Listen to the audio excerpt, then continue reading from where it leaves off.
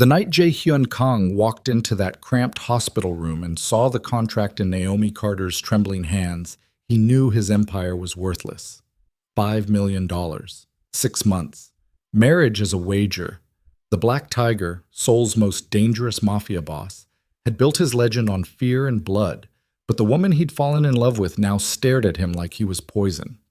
She'd collapsed from exhaustion, working herself to the bone at her community center, and while machines beeped around her hospital bed, his former associate had slid that paper across her blanket like a death sentence.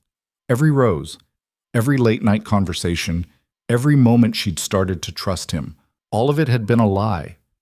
Or had it? Because somewhere between the bet and now, Jae-hyun had stopped pretending. But betrayal doesn't care about redemption, and Naomi's eyes told him everything he needed to know. She was done. If you want to see how a man who controlled Seoul's underground with violence learns that some things can't be taken by force, stay with me until the end. Hit that like button and drop a comment with your city so I can see how far this story travels. The rain hammered against the bulletproof windows of the penthouse as Jae-hyun Kang stood motionless in the center of his war room, surrounded by men who wouldn't meet his eyes. The air reeked of expensive cologne, cigar smoke, and something sharper, fear. Outside, Gangnam's neon skyline flickered through the storm like a dying heartbeat. All those towers built on money that flowed through his hands before it reached anyone else's pockets. At 32, Jae-hyun had stopped counting how many people owed him their lives or their silence. The numbers didn't matter anymore. What mattered was control. "You're distracted," Daemin Cho said from across the marble table, his voice carrying just enough edge to make the other lieutenants shift in their seats. Daemin was the kind of man who smiled when he threatened you, the kind who'd been with Jae-hyun since they were teenagers running protection rackets in Itaewon. They'd built this empire together, clawed their way up from street-level enforcers to kingmakers who controlled politicians like puppets. But lately, Daemin's smiles had started looking like knives. Jae-hyun didn't turn around. "Say what you need to say." "The shipment from Busan got intercepted. The casino in Hongdae got raided last week, and you weren't at either meeting to handle it." Daemin leaned back in his chair, fingers drumming against the armrest. "People are starting to wonder if the Black Tiger's lost his teeth." The room went silent except for the rain. Ha-hyun finally turned, and the temperature seemed to drop 10 degrees. His eyes were black ice, the kind that didn't crack or melt. It just burned cold until you couldn't feel your fingers anymore. Two of the lieutenants looked away. One of them swallowed hard enough that his throat clicked. "You questioning me?" Jae-hyun's voice was quiet. "That's how you knew it was dangerous." Daemin held his gaze longer than anyone else would have dared, then shrugged. "I'm saying you're human, and humans get sloppy when they're thinking about something other than business." Jae-hyun crossed the room in 3 strides, his hand slamming down on the table hard enough to make glasses jump. "I built this. Every brick, every dollar, every politician in our pocket, that was me. So when you sit in my house and question whether I've still got control, you better be ready to take my place." Nobody moved. Daemin's smile didn't falter, but something tightened around his eyes. "Relax, brother. I'm just looking out for you." "Then do your job and stop worrying about mine." The meeting dissolved after that, men filing out with their heads down and their phones already buzzing with orders to tighten security, move product, clean up whatever mess the cops had made in Hongdae. Jae-hyun stayed behind, standing at the window with his reflection staring back at him from the glass. The tattoos running up his forearms looked like shadows in the dim light, tigers and dragons in Korean script that translated to things like loyalty and blood and fear. He'd gotten most of them in prison, back when he was 23, and stupid enough to think violence was the only language that mattered. His phone buzzed, a text from one of his surveillance guys. "She's leaving the community center now, heading toward the subway." Jae-hyun's jaw tightened. He grabbed his coat and left without telling anyone where he was going. The rain had turned Mappo's narrow streets into rivers by the time he pulled up in the armored SUV. His driver, a silent ex-military type named Min Sok, knew better than to ask questions, just kept the engine running while Jae-hyun watched the entrance to the community center through tinted windows. The building was falling apart, paint peeling off the walls, roof sagging in the middle like it might collapse any second. It sat wedged between a convenience store and a noraebang that probably laundered money for one of the smaller gangs. Not his territory, but close enough that he could have shut it down if he wanted to. Then she walked out. Naomi Carter didn't look like she belonged in Seoul. She was tall, plus-sized, her dark skin catching the streetlight as she struggled with an umbrella that kept flipping inside out in the wind. She wore jeans and a raincoat covered in mud from where she'd probably been hauling supplies or fixing something that broke. No makeup, hair pulled back in a messy bun. She looked exhausted, the kind of tired that settles into your bones after too many 12-hour days and not enough sleep. And she looked happy. Not the fake happiness Jae-hyun saw at the clubs and casinos, where women laughed too loud at bad jokes because they wanted something. This was different. Naomi was smiling at something on her phone, texting back and forth with someone, completely unaware that one of Seoul's most dangerous men was watching her from 20 feet away.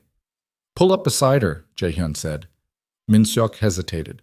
"Boss, she's not—" "I said pull up." The SUV rolled forward, smooth and silent despite its weight. Jae-hyun lowered the window just as Naomi stepped off the curb, and she nearly walked straight into the side of the vehicle before jerking back with a startled laugh.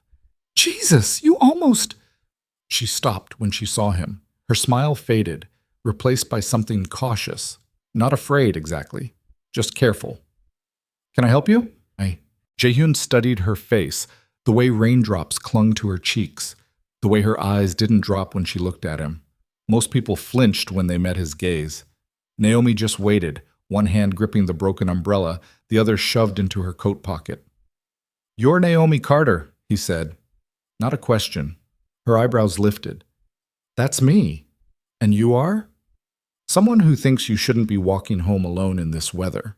"I've been walking alone for 3 years. I'll survive one more night."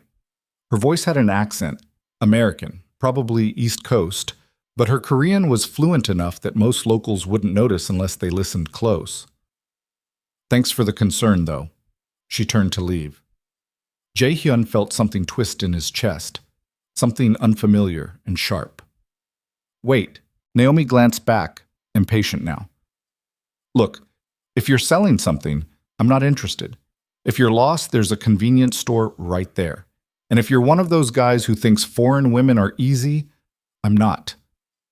Then what do you want?" Good question. Jae-hyun didn't have an answer that made sense, so he said the first thing that came to mind. "Get in the car. I'll give you a ride." Naomi laughed, the sound bright and completely out of place in the rain-soaked street. "You're serious? You roll up in a car that costs more than my yearly salary and expect me to just hop in because you ask nicely?" "I didn't ask nicely." Exactly my point. She shook her head, still smiling like he was the punchline to a joke only she understood. "I'm good. But hey, appreciate the offer." And then she walked away, just turned her back on him, and headed toward the subway station, her broken umbrella doing absolutely nothing to keep her dry. Jae-hyun watched her disappear into the crowd, his hand still resting on the window button, rain soaking into his sleeve. Min-seok cleared his throat. "Should I follow her?" "No?" Jae-hyun rolled the window back up, his reflection staring at him from the glass. "Let her go." But he knew he couldn't, because somewhere in the back of his mind, Diamond's voice was still echoing from 3 nights ago when they'd been drinking whiskey in this same SUV after shutting down a rival's drug operation in Itaewon. "You ever wonder what it's like?" Damon had asked, swirling his glass. "Having someone who doesn't know what you are? Who looks at you like you're just a regular guy?" Jae-hyun had shrugged. "Sounds boring. Sounds impossible." Damon pulled out his phone, scrolling through something before turning the screen toward Jae-hyun. It was a photo of Naomi laughing with a group of kids outside the community center. 5 million says you can't make her fall in love with you. 6 months. No threats, no money, no telling her who you really are. Just you. That's a stupid bet. Scared? And that's all it took. Because Jae-hyun Kang didn't get scared, didn't back down, didn't let anyone think he couldn't do something just because it was hard. So he'd taken the bet, signed the contract, and started watching Naomi Carter like she was a target that needed to be neutralized. Except she wasn't playing by any rules he understood. Over the next 2 weeks, Jae-hyun tried everything. He sent flowers, rare imported roses that cost more per stem than most people made in a day, and Naomi gave them all to the elderly women who came to her center for free meals. He left diamond earrings on her desk at the community center, and she turned them over to the police thinking someone had lost them. He even arranged for her favorite coffee shop to deliver her usual order every morning, and she thanked the barista so sincerely that the kid looked genuinely confused when Jae-hyun asked if she'd mentioned anything about who sent it. "She just said someone must have mixed up orders," the barista reported nervously. "She gave me a huge tip and told me to keep the change." Jae-hyun sat in his penthouse that night, staring at reports from his accountants about the casino raid and the shipment loss, and realized he couldn't focus on any of it. All he could think about was the way Naomi had smiled at that barista, like a free coffee was the best thing that had happened to her all week. She lived in a tiny apartment in Mapo, taught English to immigrant kids for barely any money, and spent her weekends volunteering at shelters. She didn't go to clubs, didn't shop in Gangnam, didn't care about designer bags or luxury cars or any of the things that usually made people easy to manipulate. She was impossible, and Jae-hyun hated how much that intrigued him. "You're making this harder than it needs to be," Damon said when Jae-hyun called him at 2 in the morning, whiskey burning in his throat and rain hammering against the windows. "Just corner her somewhere. Tell her you're interested. Most women don't say no when a guy like you makes a move. She's not most women.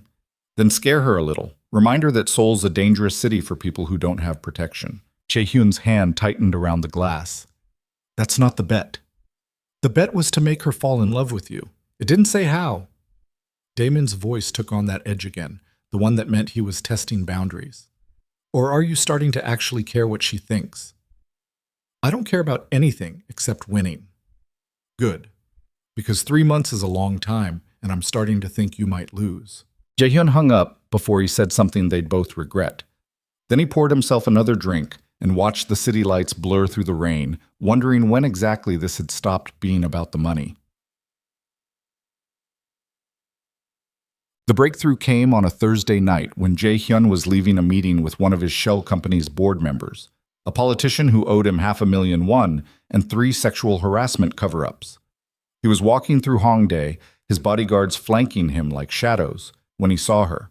Naomi was outside a small restaurant, arguing with a drunk businessman who'd knocked over her bag and spilled everything into a puddle. The guy was yelling at her in slurred Korean, calling her clumsy, saying she should watch where she was going.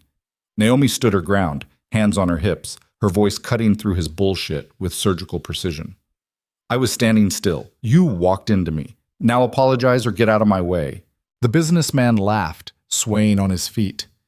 "You don't tell me what to do. Go back to America if you don't like it here." Jae-hyun felt his jaw clench. He was already moving before his guards could react, crossing the street with his coat billowing behind him like a shadow made solid. The businessman saw him coming and sobered up fast, his face going pale as recognition kicked in. Everyone in Seoul's business circles knew the Black Tiger, even if they'd never met him personally. "Leave," Jae-hyun said quietly. The businessman stumbled backward, nearly tripping over his own feet. "I didn't. I said, leave." He ran, actually turned and sprinted down the street like demons were chasing him, leaving Naomi standing there with her bag still spilled across the sidewalk. She looked at Jae-hyun, then at her scattered belongings, then back at Jae-hyun. "Well," she said slowly, "that was dramatic." Jae-hyun crouched down and started picking up her things, notebooks, pens, a water bottle, some kids' drawings that were soaked through with rainwater. Naomi knelt beside him, her shoulder brushing against his, and for a second neither of them moved. "You didn't have to do that," she said. "He was being an asshole." "Seoul's full of assholes. I don't need a bodyguard every time someone's rude to me." Jae-hyun handed her the last of her things, their fingers touching briefly. "Maybe you should." Naomi studied him, her dark eyes searching his face like she was trying to solve a puzzle. "I know you." His heart kicked. "Do you?" "You're the guy with the fancy car, the one who keeps showing up wherever I am." She stood, brushing mud off her jeans. "Are you following me?" Jae-hyun rose to his feet, suddenly aware that his bodyguards were watching from across the street, probably wondering why their boss was playing errand boy for some random woman. "No." Liar. But she said it without heat, almost amused. "Look, I don't know what you want, but I'm not interested in whatever this is. I've got a life that doesn't involve mysterious men in expensive suits. What if I wasn't wearing a suit? Naomi blinked. What? What if I was just a guy asking if you wanted to get coffee? She laughed again, that same bright sound that didn't fit anywhere near Jae-hyun's world. Then I'd say you're persistent, and probably a little weird for tracking me down just to ask. Is that a yes or a no?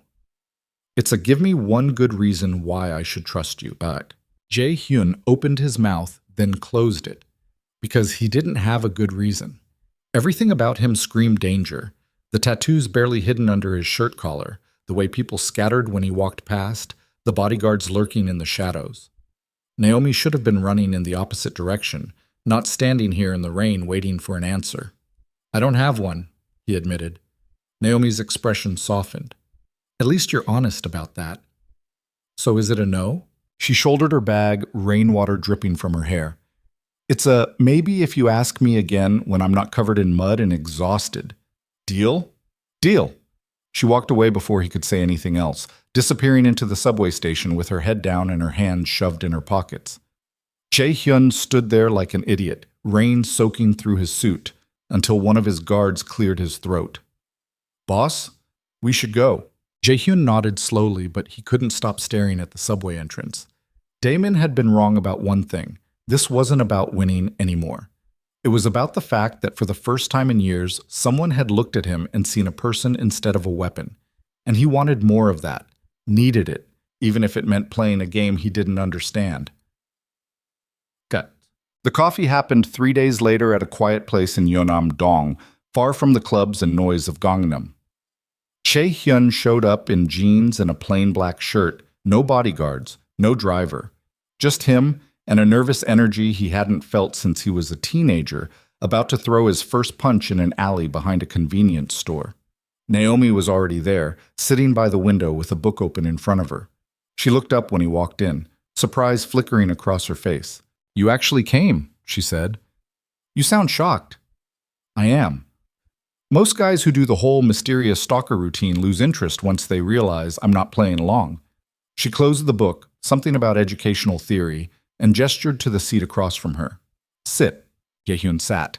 The chair felt too small, the cafe too quiet. He was used to rooms where his presence dominated everything, where silence meant fear and respect.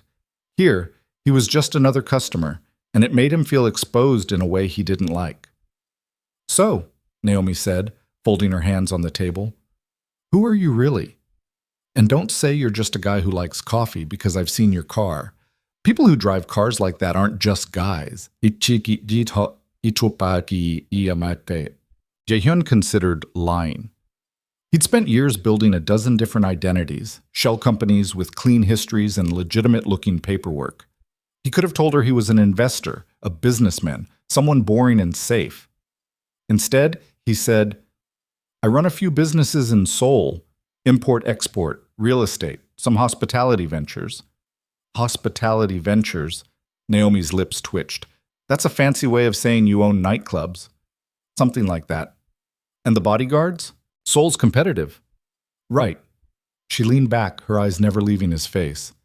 You're being evasive, which means either you're hiding something illegal, or you're just really bad at small talk. Maybe both.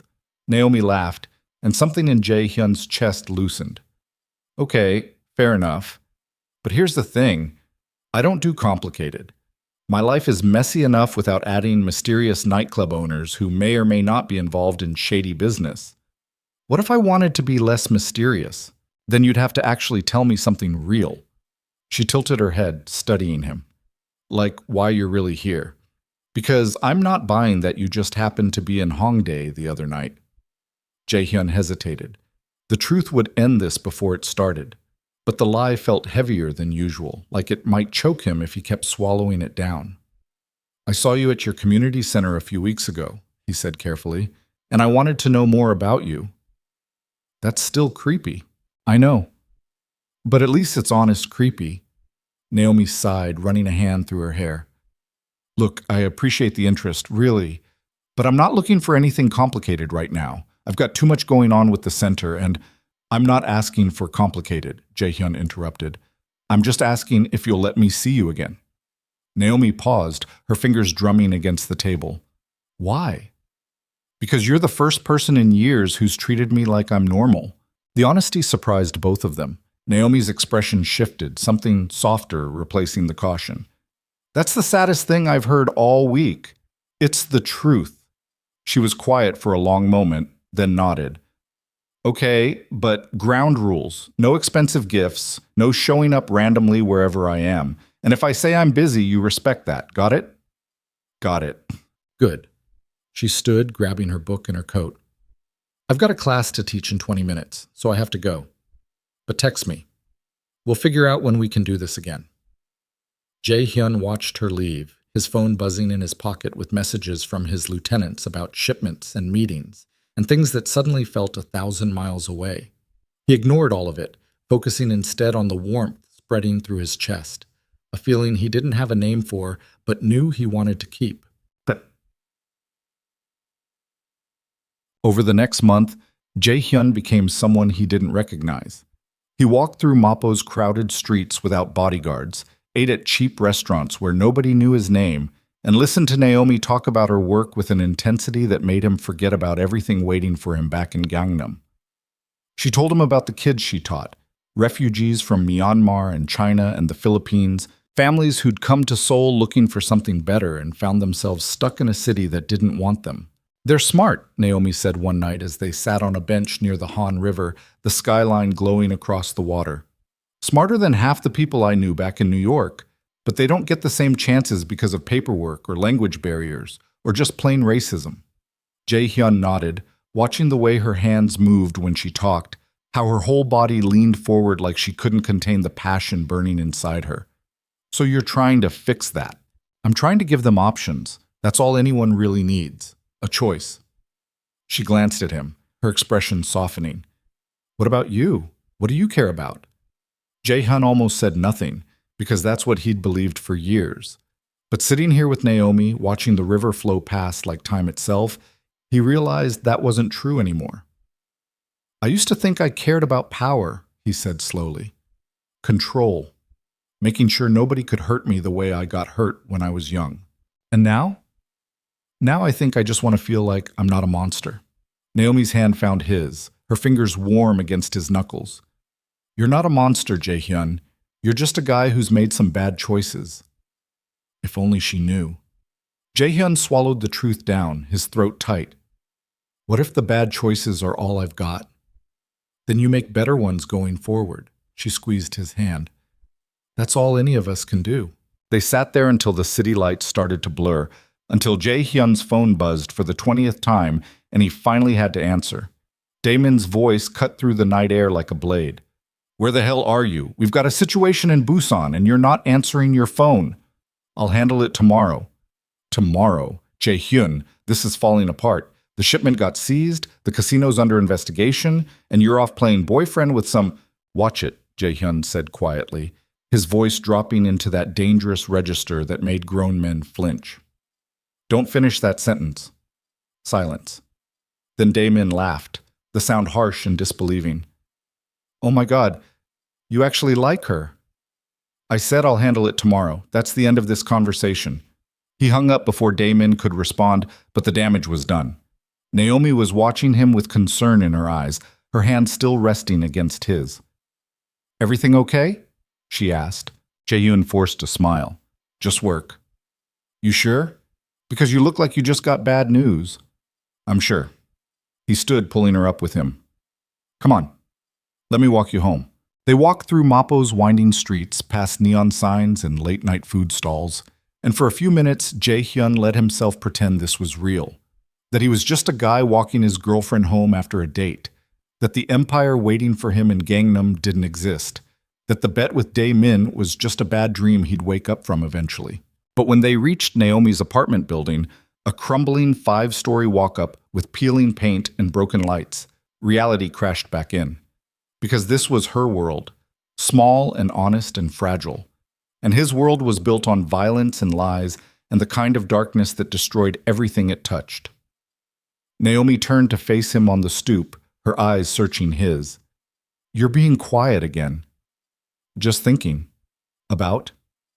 About how much I don't deserve this. Naomi's expression softened. She reached up, her hand cupping his jaw, and Jae-hyun froze like he'd been shot. Nobody touched him like this, gentle, careful, like he was something precious instead of something dangerous. Stop it, she said quietly. Stop punishing yourself for things I don't even know about yet. You should know about them. Then tell me when you're ready. But until then, just be here, okay? Jae-hyun nodded, his throat too tight to speak. Naomi leaned up and kissed him, soft and brief, her lips tasting like coffee and rain, and then she was gone, disappearing into her building with a wave that made his chest ache. He stood there for a long time after she left, staring at the broken streetlight above her door, wondering how the hell he was supposed to walk away from this when the 6 months were up. Because the bet didn't matter anymore. The money didn't matter. All that mattered was the woman who'd just kissed him like he was worth saving, and the fact that he was about to destroy everything the moment she learned the truth. His phone buzzed again, a text from Damon. 2 months left, don't forget what this is really about. Jae-hyun deleted the message and walked back into the night, his hands shoved in his pockets and his heart already breaking for a crime he hadn't committed yet. But would. Because men like him didn't get happy endings. They got what they deserved, and Jae-hyun Kang deserved every second of the hell waiting for him. The Busan situation turned out to be worse than Dae-min had made it sound. 3 shipping containers full of counterfeit electronics, worth nearly 200 million won, had been seized at the port, and the customs official who'd been taking Jae-hyun's money for the past 2 years had suddenly developed a conscience. Or more likely, someone had paid him more to flip. Jae-hyun stood in the warehouse district south of the city, watching his men unload what little product they'd managed to salvage before the raid. The air smelled like salt and diesel fuel, and his head pounded from lack of sleep. He'd driven down from Seoul at 4 in the morning, leaving Naomi asleep in her apartment after spending the night talking on her couch about everything except the truth. "We've got a leak," one of his lieutenants said, a wiry guy named Jung-ho, who'd been running the southern operations for 3 years. Someone tipped off customs about the shipment schedule. Jae-hyun's jaw tightened. "You have proof?" "Not yet, but the timing's too clean. They knew exactly which containers to hit and when they'd arrive. Find out who talked. And when you do, don't kill them until I've had a conversation." Jung-ho nodded and disappeared into the warehouse, leaving Jae-hyun alone with his thoughts and the distant sound of seagulls crying over the harbor. His phone buzzed. A text from Naomi. "Morning? I know you said you had to go out of town for work. Be safe. Miss you already." The words made his chest ache. He typed back quickly. "Miss you too. I'll be back tonight." Another message came through before he could put the phone away. This one from Damon. "How's Busan? Hope it's not cutting into your girlfriend time." Jae-hyun didn't respond. He shoved the phone in his pocket and walked back to the SUV where Min-seok was waiting, his face carefully blank the way it always was when things went to hell. "Back to Seoul?" Min-seok asked. "Not yet. I need to see someone first." They drove to a nightclub on the edge of Busan's entertainment district, the kind of place that looked sleek and expensive on the outside, but reeked of desperation once you walked through the door. The owner, a former associate of Jae-hyun's who'd gone independent 5 years ago, met him in a private room upstairs, his smile tight and his hands shaking just enough to give away his nerves. "Jae-hyun, this is unexpected." Jae-hyun sat down without being invited, his eyes never leaving the other man's face. "You heard about the seizure. Everyone's heard. Bad luck." "Luck had nothing to do with it." Jae-hyun leaned forward, his voice dropping to that quiet register that made the temperature in the room plummet. "Someone sold me out. And I'm wondering if you know anything about that." The owner's smile faltered. "Why would I know anything? I don't run shipments anymore. You know that. But you still talk to people who do, and you've always been good at hearing things before they happen." Jae-hyun's hand rested on the table between them, relaxed but ready. "So I'm asking nicely, did you hear anything about customs getting tipped off?" Sweat beaded on the owner's forehead. "I swear, I don't know anything, but if I hear something, I'll let you know immediately." Jae-hyun studied him for a long moment, then stood. "You do that. Because if I find out you knew and didn't tell me, we're going to have a very different kind of conversation." He left before the owner could respond, his bodyguards falling into step behind him like shadows. The drive back to Seoul took 4 hours, and Jae-hyun spent most of it staring out the window, watching the countryside blur past while his mind churned through possibilities. A leak meant someone close to him was either stupid or suicidal. And in his world, both options ended the same way. By the time they reached Gangnam, the sun was setting and his phone was buzzing non-stop with updates from his various operations. The casino in Hongdae was still under investigation. 2 of his shell companies had been flagged for audits. And his lawyer, a slick bastard who charged 5 million won an hour, was demanding a meeting to discuss exposure risks. But all Jae-hyun could think about was getting back to Mappo, back to Naomi's tiny apartment where the world made sense and he could pretend to be someone other than the Black Tiger. He texted her from the car, "Dinner tonight? My treat." Her response came back almost immediately. "Can't. Crazy day at the center. One of our families got an eviction notice and I'm trying to sort it out. Rain check?" Jae-hyun stared at the message, frustration coiling in his gut. He typed, "I can help. Tell me what they need. Just time and paperwork. Nothing money can fix. But thank you for offering. Tomorrow night instead?" "Tomorrow night." He put the phone down and closed his eyes, leaning his head back against the seat. Min-seok glanced at him in the rearview mirror but said nothing. They drove to the penthouse in silence, the city lights flickering past like dying stars. Damon was waiting in the lobby when they arrived, his suit perfectly pressed and his expression unreadable. He fell into step beside Jae-hyun as they walked toward the private elevator, not speaking until the doors closed and they were alone. "We need to talk," Damon said. "Not now." "Yes, now." Damon hit the emergency stop button, the elevator lurching to a halt between floors. "You've been distracted for weeks. The Busan situation should have been handled a month ago, but you weren't paying attention. The casino raid should have been prevented, but you weren't there to make the calls that needed to be made." Jae-hyun turned slowly, his eyes cold. "You stopping this elevator to lecture me about doing my job?" "I'm stopping this elevator to remind you what happens when you forget who you are." Damon stepped closer, his voice hard. "You're the Black Tiger. You don't get to play house with some American teacher and pretend the empire runs itself." "I haven't forgotten anything." "Haven't you?" Damon pulled out his phone, swiping through what looked like surveillance photos. Jae-hyun and Naomi walking through Mappo, sitting by the river, standing on her doorstep. "You've seen her 17 times in the past month. You've spent more nights in her neighborhood than your own penthouse. And meanwhile, everything we built is falling apart because you're too busy pretending to be someone you're not." Jae-hyun's hand shot out, grabbing Damon by the throat and slamming him against the elevator wall. The impact echoed in the small space, and for a second neither of them moved. Jae-hyun's grip was iron, his knuckles white with pressure, but Damon didn't fight back, just stared at him with something that looked almost like pity. "Let go," Damon said quietly. Jae-hyun released him, stepping back and running a hand through his hair. His heart was hammering, adrenaline flooding his system the way it used to before a fight. "Don't follow me, don't take pictures, and don't ever talk about her like she's just some distraction." Damon rubbed his throat, his expression unreadable. "You're in love with her." "That wasn't the question." "No. The question is whether you remember this is a bet. 6 months, 5 million won, and a contract that says you walk away when the time's up." Damon straightened his tie, his movements deliberate. "Or are you planning to tell her the truth? Because that'll be a fun conversation.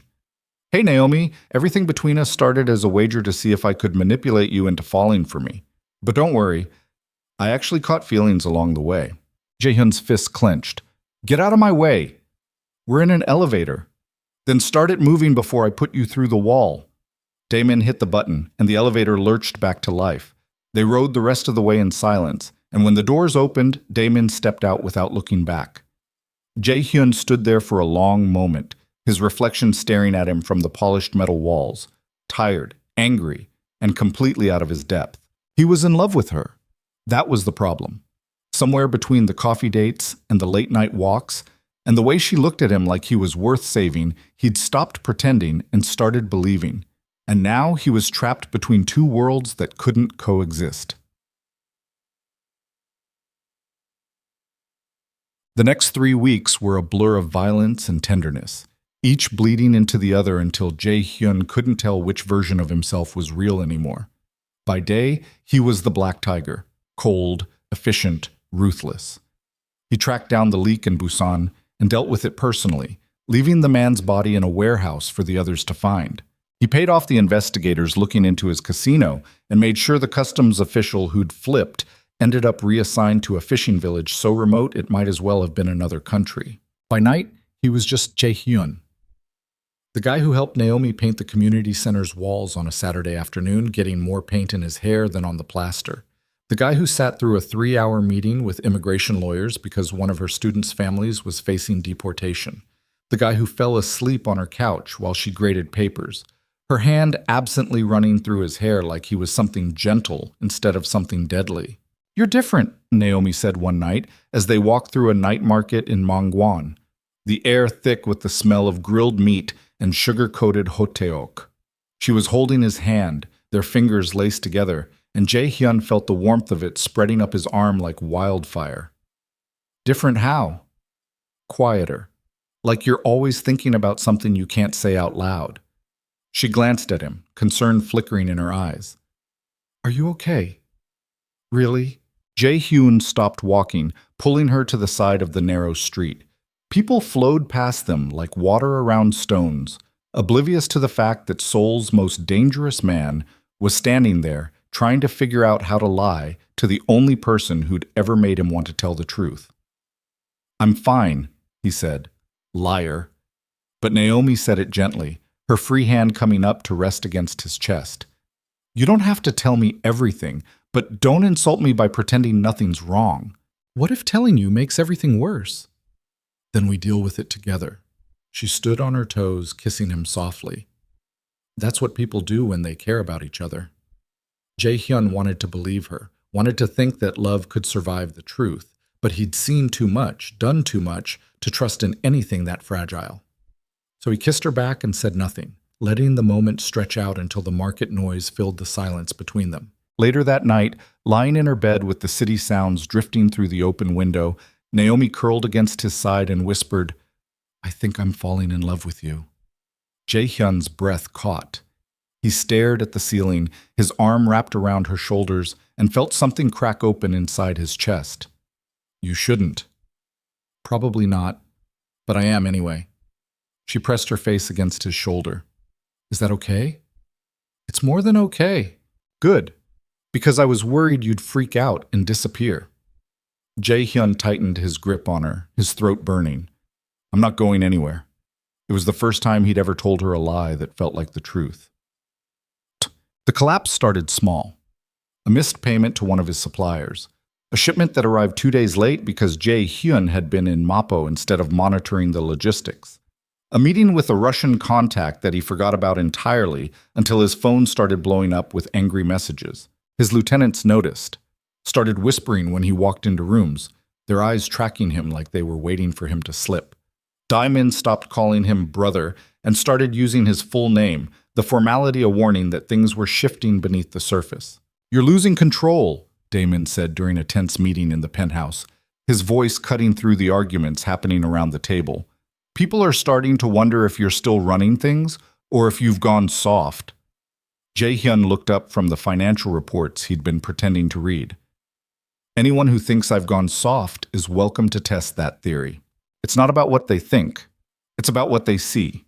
Damon gestured to the papers scattered across the table. Missed deadlines, failed deliveries, police raids that should have been prevented. This is what happens when you're not paying attention, and sooner or later someone's going to see an opening and take it. Then let them try. Jae-hyun, I said let them try. He stood, his chair scraping against the floor. This meeting's over. Everyone out except Diamond. The room cleared in seconds, men filing out with their heads down and their phones already buzzing. When the door closed, Jae-hyun turned to face his oldest friend, his hands braced against the table. "You think I don't know what's happening?" Jae-hyun said quietly. "You think I can't see that everything's falling apart? Then why aren't you doing anything about it?"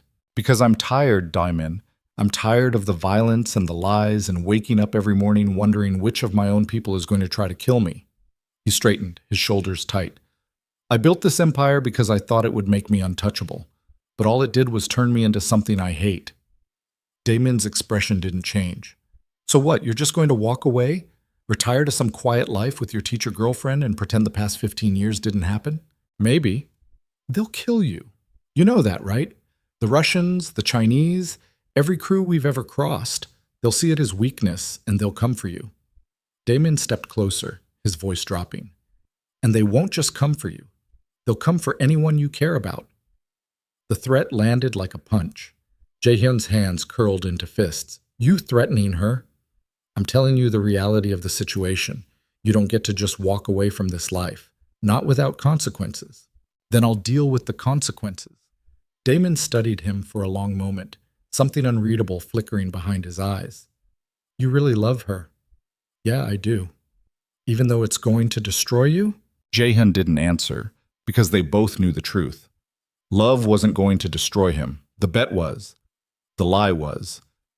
The moment Naomi found out that everything between them had started as a game, it would detonate their entire relationship and take whatever was left of Jaehyun's humanity with it. 4 weeks left, Daemin said quietly. And then you have to decide which version of yourself you want to be. He left without another word, and Jaehyun stood alone in the empty penthouse, surrounded by the wealth and power that suddenly felt like chains. Naomi started noticing the cracks 2 days later. She didn't say anything at first, just watched Jaehyun with increasing concern as he showed up at her apartment looking exhausted, his knuckles bruised and his eyes hollowed out from lack of sleep. What happened to your hand? She asked, catching his wrist as he tried to hide it. Work accident. You run nightclubs, Jaehyun. What kind of work accident splits your knuckles open? He pulled away gently, his jaw tight. The kind I don't want to talk about. Naomi's expression shifted, still concerned but edged with something harder. We need to talk. Not now. Yes, now. She crossed her arms, blocking the doorway to her bedroom. You've been disappearing for days at a time. You show up looking like you've been in a fight, and every time I ask you what's going on, you shut down. I told you, it's just work. Bullshit. The word came out sharp, cutting through his deflection.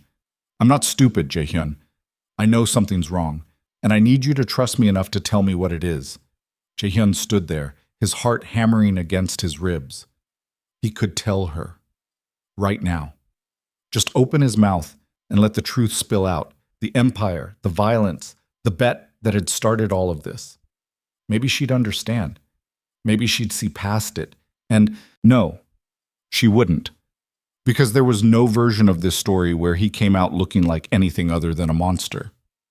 I can't, he said finally. Naomi's face crumpled.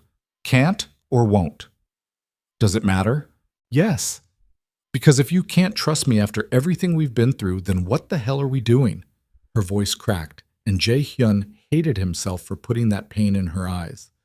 I've told you everything about me, my family, my fears, the reasons I came to Seoul, and you won't even tell me why your hands are bleeding.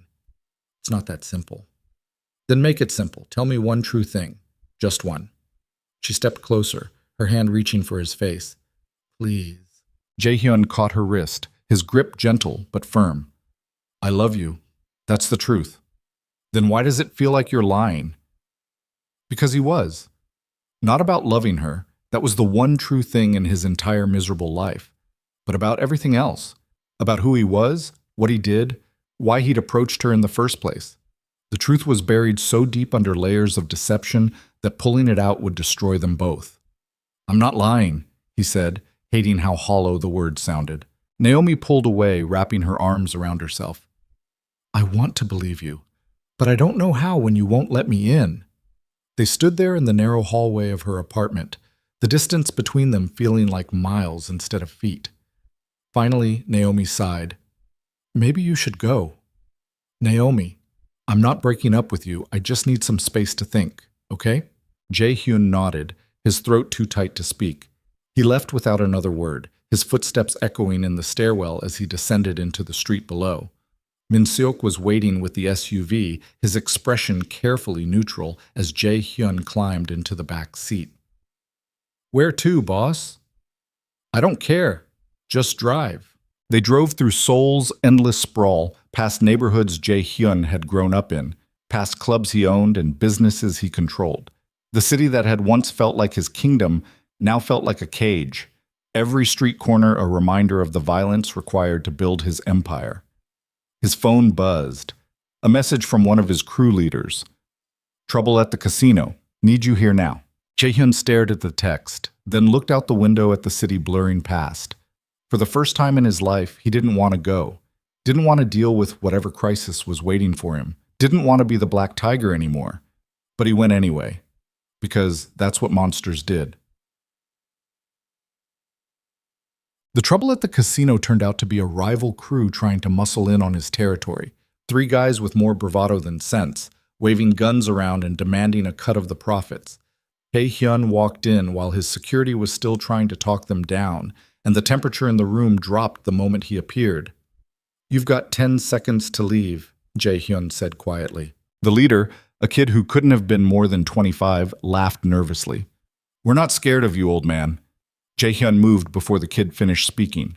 3 steps, 2 punches, and a kick that sent the guy sprawling across the floor.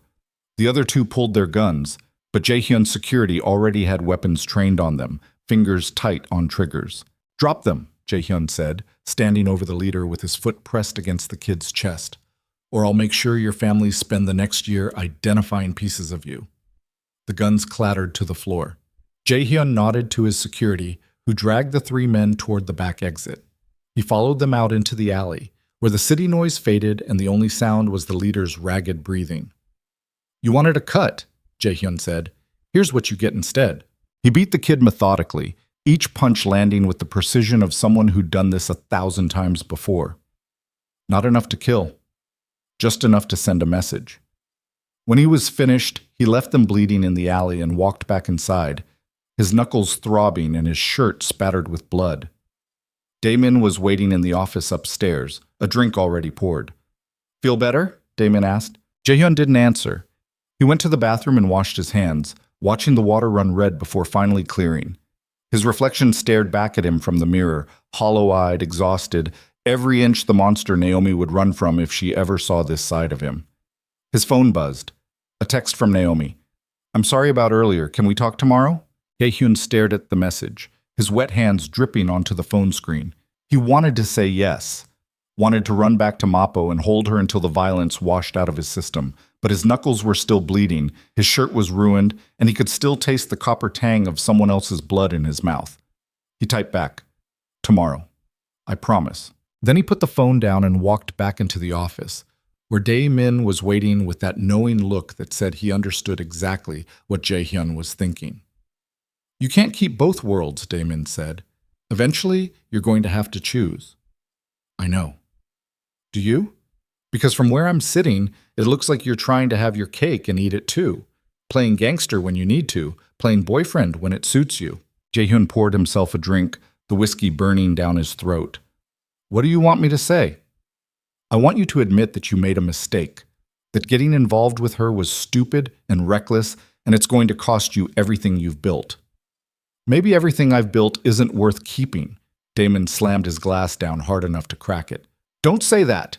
Don't you dare say that after everything we've been through to get here. We've been through hell, Damon. And for what? Money? Power? The chance to die young and violent?" Jae-hyun turned to face him, his exhaustion bleeding through every word. "I'm 32 years old and I can't remember the last time I slept without worrying someone was going to put a bullet in my head. Is that really worth keeping? It's what we chose." "No. It's what we had to do to survive. There's a difference." Damon stared at him, something dangerous flickering behind his eyes. "You're really going to throw it all away for her? If that's what it takes? Then you're a fool." Damon stood, straightening his jacket. "And when this blows up in your face, when she finds out what you really are and runs screaming, don't come crying to me." He left, the door slamming behind him with enough force to rattle the windows. Jae-hyun stood alone in the office, surrounded by monitors showing every corner of his casino, every transaction flowing through his empire. All of it felt empty now, meaningless. His phone buzzed again. Not Naomi this time. One of his lookouts in Mappo. "Boss, you need to see this. Someone's been watching her apartment." Jae-hyun's blood went cold. He called the number immediately. Who? Don't know yet, but they've been there for 3 nights running. Professional setup, cameras, long-range mics, someone's doing surveillance. Find them, and when you do, bring them to me alive. He hung up and was already moving toward the door when his phone rang again. Damon's name flashed on the screen. What? We need to talk, now. Don't go to Mappo. Why not? Because I know who's watching her. And if you go there right now, you're going to do something stupid that'll get both of you killed. Jae-hyun froze, his hand on the door handle. Who is it? Meet me at the warehouse in Yongsan. 30 minutes. Come alone. The line went dead. Jae-hyun stood there, his heart hammering, every instinct screaming that this was a trap, or a test, or something worse. But if someone was watching Naomi, if she was in danger because of him, then he had to know. He texted Min-suk, warehouse in Yongsan, now. Then he checked his gun, made sure it was loaded, and walked out into the night, toward whatever hell was waiting for him. Push. The warehouse was empty when he arrived, just shadows and the distant sound of the Han River lapping against the docks. Damon was standing in the center of the space, illuminated by a single overhead light that cast his face in harsh relief. You came alone, Damon said. You asked me to. I did. Damon walked forward slowly, his hands in his pockets. Do you trust me, Jae-hyun? That's a strange question. Answer it anyway. Jae-hyun studied his oldest friend, looking for the trap hidden in the words. I used to. Used to. Damon smiled, the expression not reaching his eyes. That's honest, at least. What's this about, Damon? It's about the fact that you're making enemies faster than I can count them. The Russians are pissed about the Busan situation. The Chinese think you're weak because you've been distracted. And there's a new crew moving into Gangnam who think the Black Tiger's ready to be put down. Dae-min pulled out his phone, swiping through surveillance photos. The guy watching Naomi's apartment works for them. They're looking for leverage. Jae-hyun's vision went red. Where is he? Dead. I handled it an hour ago. Dae-min put the phone away. But there'll be more.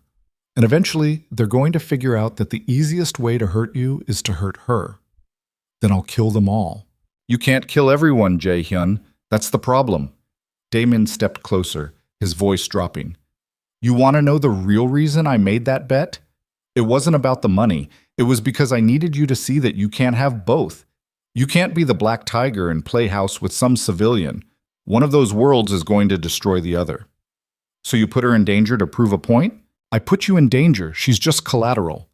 Damon's expression hardened. And if you really love her, you'll walk away before she gets killed because of you. Jae-hyun's hand moved to his gun, his fingers wrapping around the grip. You've got 10 seconds to take that back. Or what? You'll shoot me? Dae-min didn't flinch. Go ahead, kill your best friend. Add it to the list of everything else you've destroyed trying to be someone you're not. They stood there in the empty warehouse, the distance between them feeling like an ocean. Finally, Jae-hyun's hand dropped. I'm done, he said quietly. With what? All of it. The empire, the violence, the bullshit. He turned toward the door. Find someone else to run things. I'm out. Jae-hyun. I said I'm done. He walked out into the night, leaving Dae-min standing alone in the warehouse. His phone was already ringing before he reached the SUV, lieutenants demanding answers, contacts asking about meetings, the whole empire crumbling because its foundation was finally giving way. Jae-hyun ignored all of it. He told Min-seok to drive to Mappo, and for the first time in weeks, he felt something close to peace. Because he'd made his choice. He was going to tell Naomi everything, the empire, the bet, all of it. And then he was going to walk away from the life that had defined him for 15 years. Maybe she'd understand. Maybe she'd forgive him. Or maybe she'd never speak to him again. Either way, he was done lying. But when they pulled up to her apartment building, every instinct Jae-hyun had screamed that something was wrong. The lights in her window were dark. The street was too quiet. And there was an ambulance parked at the curb, its red lights painting the walls in harsh flashes. Jae-hyun was out of the SUV before it fully stopped, running toward the building with his heart in his throat. A paramedic tried to stop him at the entrance, but he pushed past, taking the stairs 3 at a time until he reached her floor. Naomi's door was open. Inside, more paramedics crowded around someone on the floor, their voices calm and professional in a way that made Jae-hyun's blood freeze. "Naomi!" One of the paramedics looked up. "Sir, you can't—" That's my girlfriend." Jae-hyun shoved through them, and his world stopped when he saw her. Naomi was on the floor, her face pale and her breathing shallow. Her eyes fluttered open when she heard his voice, and she tried to smile. "Jae-hyun," she whispered. "I'm okay. Just got dizzy. And don't talk. Save your strength." He dropped to his knees beside her, his hand finding hers. "What happened?" "She collapsed," one of the paramedics said. "Looks like exhaustion and dehydration. We're taking her to Seoul National University Hospital for observation." Jae-hyun's throat tightened. He'd done this. All those late nights, all the stress he'd put on her, all the emotional weight of their relationship. He'd pushed her until her body gave out. "I'm coming with you," he said. "Family only. I said I'm coming." The paramedic looked at Naomi, who nodded weakly. They loaded her onto a stretcher, and Jae-hyun followed them down to the ambulance, his hand never leaving hers.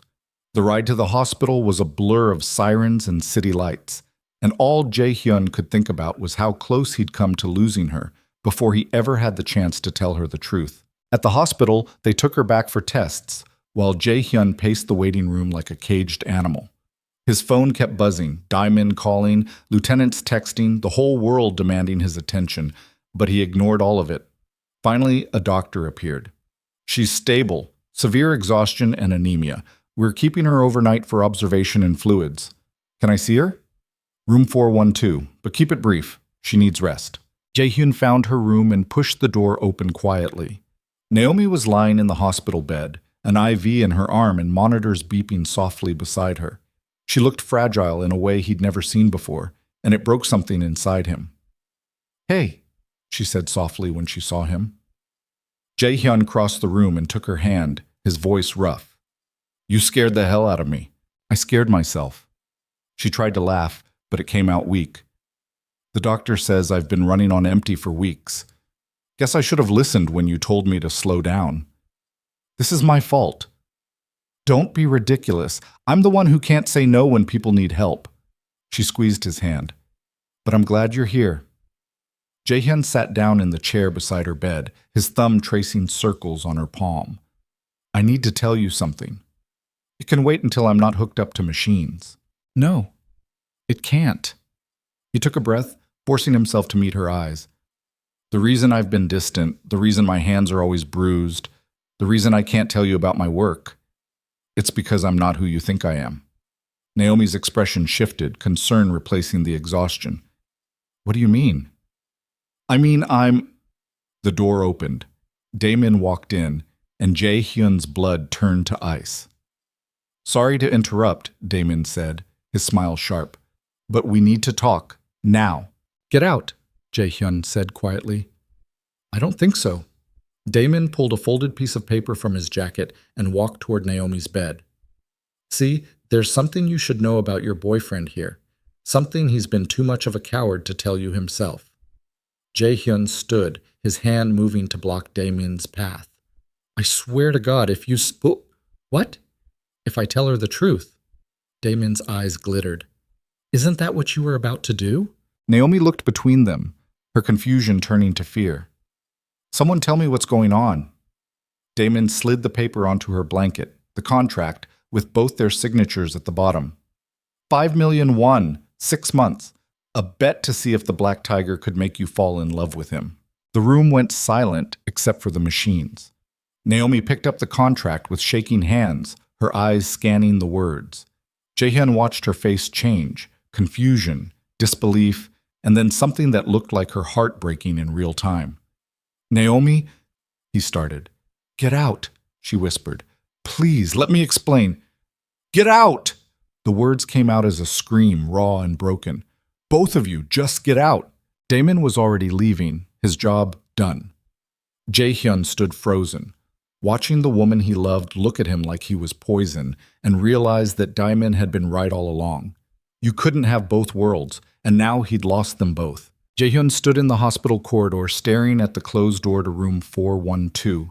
his hands shaking so badly he had to shove them in his pockets to hide it. Behind that door, Naomi was crying. He could hear the muffled sobs even through the thick wood and institutional walls, and every sound cut through him like broken glass dragging across bone. A nurse approached, her expression professional but firm. "Sir, you need to leave. The patient requested no visitors." "I just need 5 minutes." "Sir." Her voice hardened. "If you don't leave voluntarily, I'll call security." Jae-hyun looked at her, saw the way her hand had already moved toward the panic button on her belt, and realized what he must look like. Bruised knuckles, blood on his collar from the casino, eyes wild with desperation. He looked exactly like what he was, something dangerous that didn't belong in a place meant for healing. He turned and walked away before the security guards could arrive, his footsteps echoing in the empty hallway. The fluorescent lights hummed overhead, harsh and unforgiving, making everything look sterile and dead. Min-seok was waiting by the elevator, his face carefully neutral. "Where to, boss?" Jae-hyun didn't answer immediately. He stepped into the elevator and watched the doors close, his reflection staring back at him from the polished metal. He looked like hell, looked like someone who'd lost everything and was still falling. "The penthouse," he said finally. The ride back to Gangnam was silent, except for the city noise filtering through the bulletproof windows. Seoul looked different now. All those neon lights that used to feel like power now just felt like mockery. Millions of people living their lives, completely unaware that somewhere in a hospital bed, the only good thing Jae-hyun had ever touched was dying because he'd poisoned it. His phone buzzed. A text from Dae-min. "I'm at the penthouse. We need to talk." Jae-hyun deleted the message without responding. Then he turned off his phone entirely, watching the screen go black. For the first time in 15 years, he didn't care what was happening with the Empire, didn't care about shipments or meetings or territory disputes. All he could think about was the look on Naomi's face when she'd read that contract, like someone had reached into her chest and ripped out her heart while it was still beating. The penthouse felt like a tomb when he walked in. Dae-min was sitting on the leather couch, a drink already in his hand, his posture relaxed in a way that made Jae-hyun's vision go red. "You look like shit," Dae-min said conversationally. Jae-hyun crossed the room in 4 strides and grabbed Dae-min by the throat, slamming him against the floor-to-ceiling window hard enough to crack the glass. The whiskey glass shattered on the marble floor, amber liquid spreading like blood. "Give me one reason I shouldn't throw you through this window," Jae-hyun said, his voice dead calm.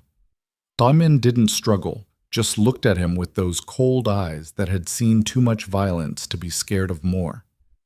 "Because you know I'm right." "Right about what? Destroying the one thing in my life that wasn't built on corpses? Right about the fact that she was never yours to keep?" Damon's voice was steady despite the hand crushing his windpipe. "You're the Black Tiger, Jae-hyun. You don't get happy endings. You get power and money and the knowledge that you survived when everyone else died. That's the deal." Jae-hyun's grip tightened. "I never agreed to that deal." "Yes, you did. The day you put a bullet in that loan shark's head when you were 17. The day you decided survival was worth more than your soul." Daemin's lips curled into something that might have been a smile if it had any warmth. "I didn't make you a monster. I just reminded you what you already were." Jae-hyun released him, stepping back. His hands were shaking again, rage and grief warring in his chest like 2 animals trying to tear each other apart. "Get out." "We're not done talking." "Yes, we are." Jae-hyun turned away, his voice dropping to that quiet register that meant violence was a heartbeat away. "You've got 30 seconds to leave before I forget we used to be brothers." Daemon stood slowly, brushing glass off his suit. "Fine. But when you're done feeling sorry for yourself, remember that the Empire's still falling apart. The Russians are moving on our territory. The Chinese want their money. And there's a new crew in Gangnam who think you're weak enough to take down." He walked toward the door, pausing at the threshold. "You wanted to be human? Congratulations. Humans lose everything they love. Welcome to the club." The door closed. Jae-hyun stood alone in the penthouse, surrounded by luxury that felt like ashes. He walked to the bar and poured himself a drink, then another, then stopped counting. The city lights blurred through the windows, and somewhere in the back of his mind, he knew Dae-min was right about one thing. The Empire was falling, and he didn't have the strength to catch it anymore. Jaehyun didn't sleep that night. He sat on the floor of his bedroom with his back against the bed, staring at nothing while his phone, turned back on out of habit, buzzed endlessly with messages he didn't read.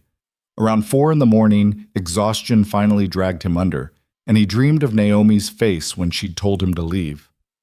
Over and over, her voice echoing in his skull. Get out, get out, get out. He woke to someone pounding on the penthouse door. Min Seok's voice filtered through. Boss, you need to see this. Jae-hyun dragged himself upright, his body aching like he'd been in a fight. He opened the door to find Min Seok holding a tablet, his expression grim. What? It's all over the news. Min Seok turned the screen toward him. Someone leaked everything. Jae-hyun took the tablet, his blood going cold as he read the headlines. Financial records linking his legitimate businesses to illegal operations. Shipping manifests with coded language that any prosecutor could crack. Surveillance photos of him meeting with known criminals. And worst of all, testimonies from former associates willing to testify that Jae-hyun Kang, also known as the Black Tiger, had built his empire on extortion, smuggling, and murder. Who leaked it? Jae-hyun's voice was barely above a whisper. We don't know yet, but it came from inside. Someone with access to your private files. The list of people with that kind of access was short. Jae-hyun's mind went immediately to Daemin, but that didn't make sense. Daemin was implicated in half these operations. Leaking them would destroy him too. Unless that was the point. His phone rang. An unknown number. Jae-hyun answered, his jaw tight. Who is this? Someone who wants to make a deal. The voice was distorted, run through a modulator that made it sound mechanical and inhuman. You're about to lose everything, Mr. Kang. Your empire, your freedom, probably your life. But I can make it all go away. What do you want? A meeting, tonight. Come alone to the warehouse in Yongsan, you know the one. If you bring anyone, the deal's off and I send everything I have to the prosecutors. How do I know you won't do that anyway? You don't. But right now I'm the only chance you've got. The line went dead. Jae-hyun stood there holding the phone, his mind racing through possibilities. It was obviously a trap. Nobody offered to make problems disappear without wanting something worse in return. But the alternative was waiting for the police to show up with arrest warrants and enough evidence to put him away for life. Boss? Min Seok was watching him carefully. What do you want to do? Jae-hyun looked at the tablet again, at the headlines that were already spreading across every major news outlet. By noon, the police would have no choice but to act. By tonight, he'd either be in custody or on the run. Get the car, he said. We're going to Yongsan. That's a bad idea. I don't have any good ones left. Ugh. The warehouse looked exactly the same as it had 2 nights ago when Daemin had told him Naomi was in danger. Same shadows, same smell of river water and rust. Same sense that something terrible was waiting in the darkness. Jae-hyun walked in alone, leaving Min Seok in the SUV with orders to drive away if things went sideways. The overhead lights flickered on, illuminating a figure standing in the center of the space. Jae-hyun's hand moved to his gun, but he didn't draw. Not yet. You came, the figure said, and Jae-hyun's world tilted sideways when he recognized the voice without the modulator. Jung-ho, the lieutenant who'd been running his Busan operations. What the hell is this? Jae-hyun said quietly. Jung-ho smiled, the expression cold. This is me taking what should have been mine 5 years ago. I gave you Busan. I gave you more money than you could spend in a lifetime. You gave me scraps. Jung-ho stepped closer, his hands in his pockets. While you sat in your penthouse playing king, I was the one doing the real work. Moving product, handling problems, keeping the Russians and Chinese from tearing everything apart. And what did I get? A paycheck and orders to stay in my lane. Jae-hyun's jaw tightened. So you leaked everything out of spite? I leaked everything because you got weak. The Black Tiger used to be someone people feared. Now you're just some lovesick fool who can't focus on business because he's too busy chasing after some foreign woman who doesn't even want you. Jung-ho pulled out a phone, swiping through what looked like more files. I've got enough evidence here to bury you and everyone in your organization, unless you walk away. Walk away to where? I don't care. Japan, Thailand, somewhere the Korean authorities can't reach you. You disappear, I take over the empire, and everyone wins. Everyone except me. Young-ho shrugged. You're the one who stopped caring about the empire. I'm just finishing what you started. Jae-hyun's hand tightened on his gun. He could draw right now, put 3 bullets in Jung-ho's chest before the man finished his next breath. But that wouldn't stop the leak. The files were already out there, probably copied to a dozen different locations with instructions to release everything if Jung-ho didn't check in. You worked with Daemin on this, Jae-hyun said. Not a question. Jae-hyun. Jung-ho's smile widened. Daemin's not as loyal as you think. He's been playing both sides for months, feeding me information, helping me build a case. He wanted you gone as badly as I did. The words landed like punches. Jae-hyun had known Daemin was angry, had known their friendship was fracturing, but this, active betrayal, conspiracy, selling him out to an ambitious lieutenant, that was something else entirely. Where is he? Jae-hyun's voice was dead calm. Probably halfway to Singapore by now. He's smart enough to know that when this empire collapses, he doesn't want to be standing anywhere near the rubble. Jung-ho checked his watch. You've got 12 hours before I send everything to the prosecutors. Use them wisely. He walked toward the exit, and Jae-hyun let him go. Not out of mercy. Out of calculation. Because killing Jung-ho right now would accomplish nothing except adding another body to the pile of evidence against him. When the warehouse was empty again, Jae-hyun pulled out his phone and made a call. It rang 4 times before a familiar voice answered. I wondered when you'd figure it out, Daemin said. You sold me out. I did what needed to be done. You stopped being the Black Tiger the moment you fell for her. And an empire without a leader is just waiting to be conquered. Daemin's voice was calm, almost bored. Jung-ho's going to run things now. He's hungry enough and ruthless enough to keep everything together. You should be grateful. I'm giving you a chance to walk away instead of ending up in prison or dead. This was always the plan, wasn't it? The bet, Naomi, all of it. You wanted me distracted so you could take everything. Not everything, just what you weren't using anymore. A pause. You're the one who chose her over the empire, Jae-hyun. I just made sure there were consequences. Jae-hyun's grip on the phone tightened enough to crack the screen. I'm going to find you. No, you're not. Because if you try, I'll make sure Naomi knows exactly how many people you've killed, how many lives you've destroyed, every ugly detail you've been hiding from her. Daemin's voice turned cold. She thinks you're just some nightclub owner who made a bad bet. Imagine what she'd think if she knew the truth. The line went dead. Jae-hyun stood there in the empty warehouse, his entire world collapsing around him. The empire was gone. His best friend had betrayed him, and the woman he loved would never speak to him again. He had 12 hours before the prosecutors came, 12 hours to decide whether to run or fight or just let everything burn. Jae-hyun drove to Mappo without thinking, his hands gripping the steering wheel so tightly his knuckles went white. He knew it was stupid. Naomi had made it clear she never wanted to see him again, but he couldn't leave Seoul without trying one more time. Without making her understand that somewhere between the lie and the truth, his feelings had become real. Her apartment building looked different in the afternoon light, less like a sanctuary and more like a reminder of everything he'd destroyed. He climbed the stairs slowly, rehearsing what he'd say, knowing that no words would be enough. But when he reached her floor, the door to her apartment was open. And inside, everything was gone. Jae-hyun stood in the empty space, staring at the bare walls and dusty floors. No furniture, no books, no evidence that Naomi Carter had ever lived here at all. Just emptiness and the ghost of her laughter echoing in his memory. A neighbor poked her head out from the apartment across the hall, an elderly woman Jae-hyun had seen a few times before.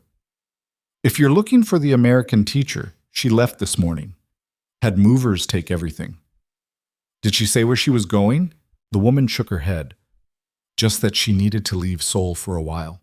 She looked upset, crying. Jae-hyun's chest tightened. Did she leave anything? A note, a forwarding address, but nothing. I'm sorry. He nodded, his throat too tight to speak, and walked back down the stairs. The afternoon sun was brutal, making everything too bright and sharp.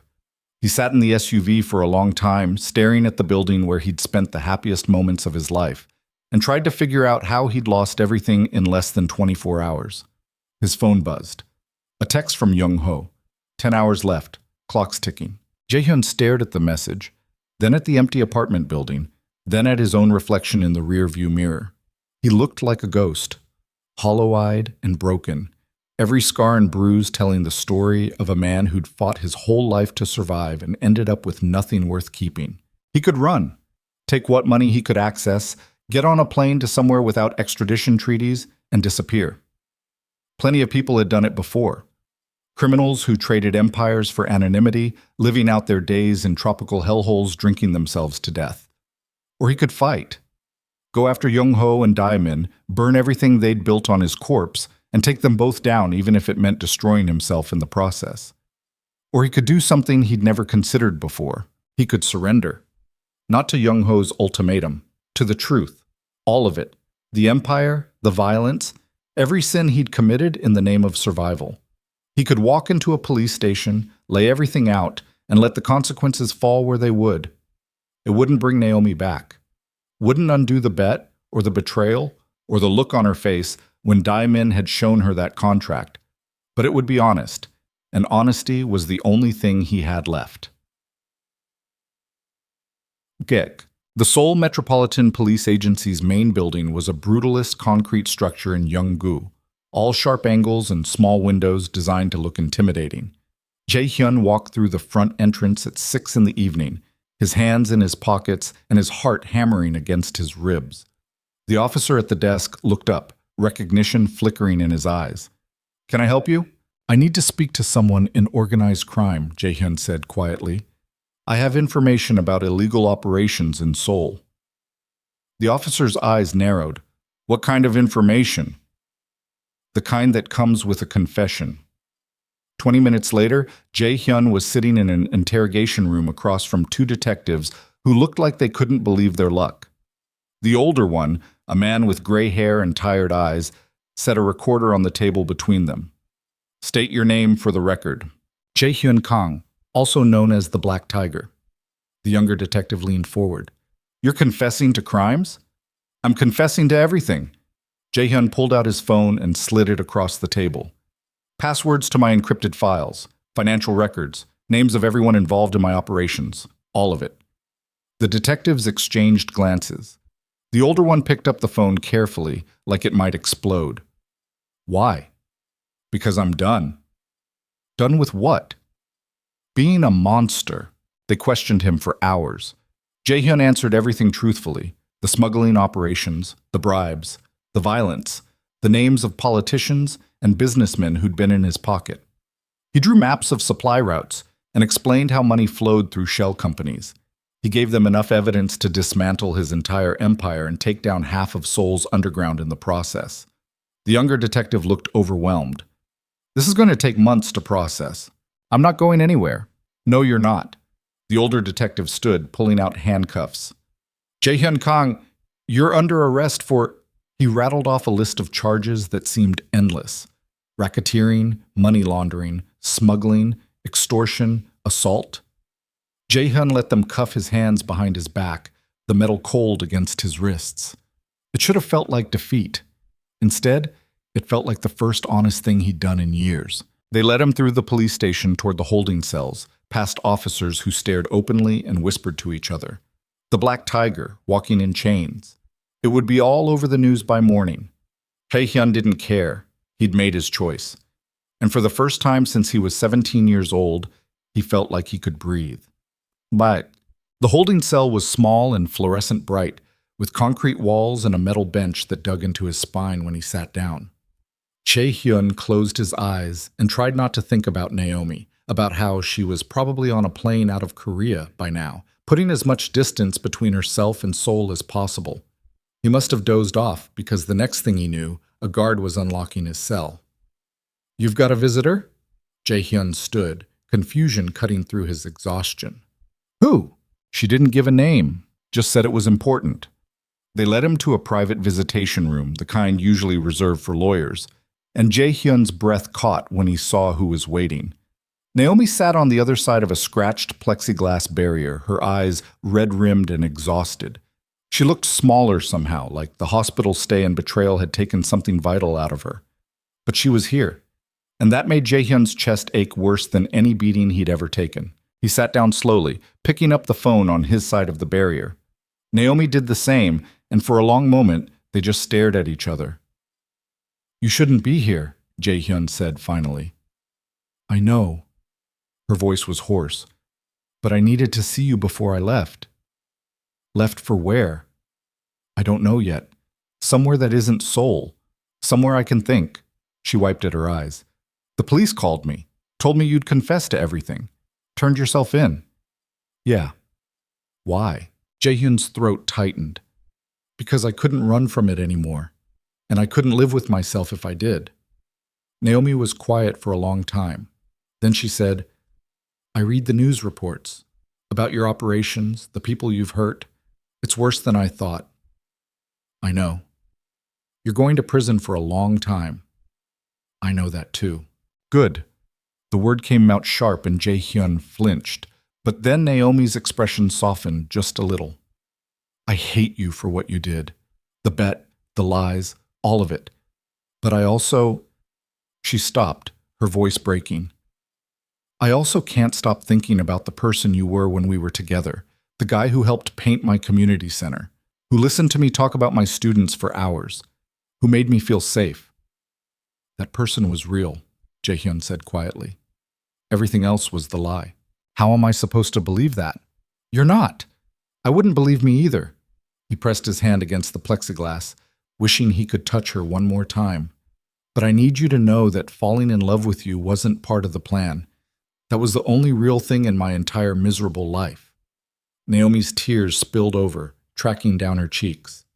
"It doesn't change anything." "I know. I'm still leaving, and I don't know if I'll ever be able to forgive you. I don't expect you to." She stood, her hand still holding the phone. "The police told me they're offering protection if I testify against your organization. I'm going to do it." Jaehyun nodded. "You should. Tell them everything." "Even about us?" "Especially about us. Don't protect me, Naomi. I don't deserve it." She hung up the phone, and Jaehyun watched her walk away, his hand still pressed against the plexiglass like he could hold on to her through sheer force of will. The door closed. The guard came to take him back to his cell, and Jaehyun realized this was his life now. Concrete walls and fluorescent lights, and the weight of every choice he'd ever made crushing down on him until there was nothing left but regret. They moved him to Seoul Detention Center 3 days later, a sprawling facility in Uiwang where he'd spend the next several months awaiting trial. The other inmates recognized him immediately, the Black Tiger, stripped of his power and thrown in with the rest of the criminals. Some looked at him with respect, others with contempt, a few with the calculating eyes of people who thought killing a fallen kingpin might boost their own reputations. Jaehyun kept to himself. He ate when they fed him, slept when the lights went out, and spent his days being questioned by prosecutors building their case.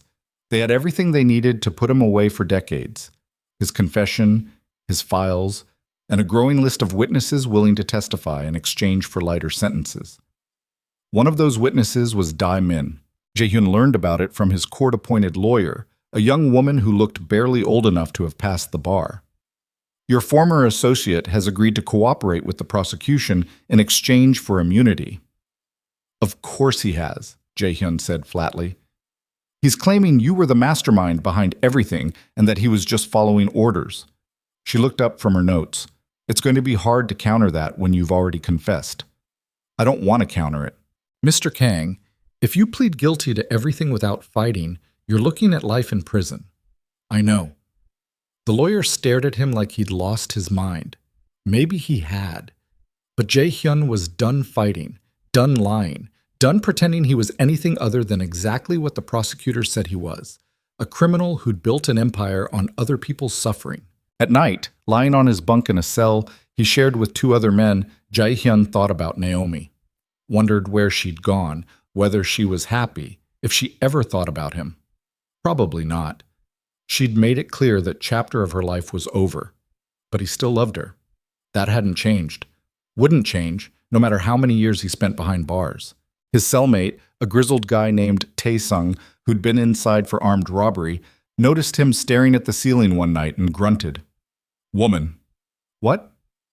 "You've got that look, like someone ripped your heart out and you're still feeling around for where it used to be. Always a woman." Jae-hyun didn't respond. "She worth it?" Taesung asked. "Yeah, she was." "Then maybe you're not as much of a bastard as they say."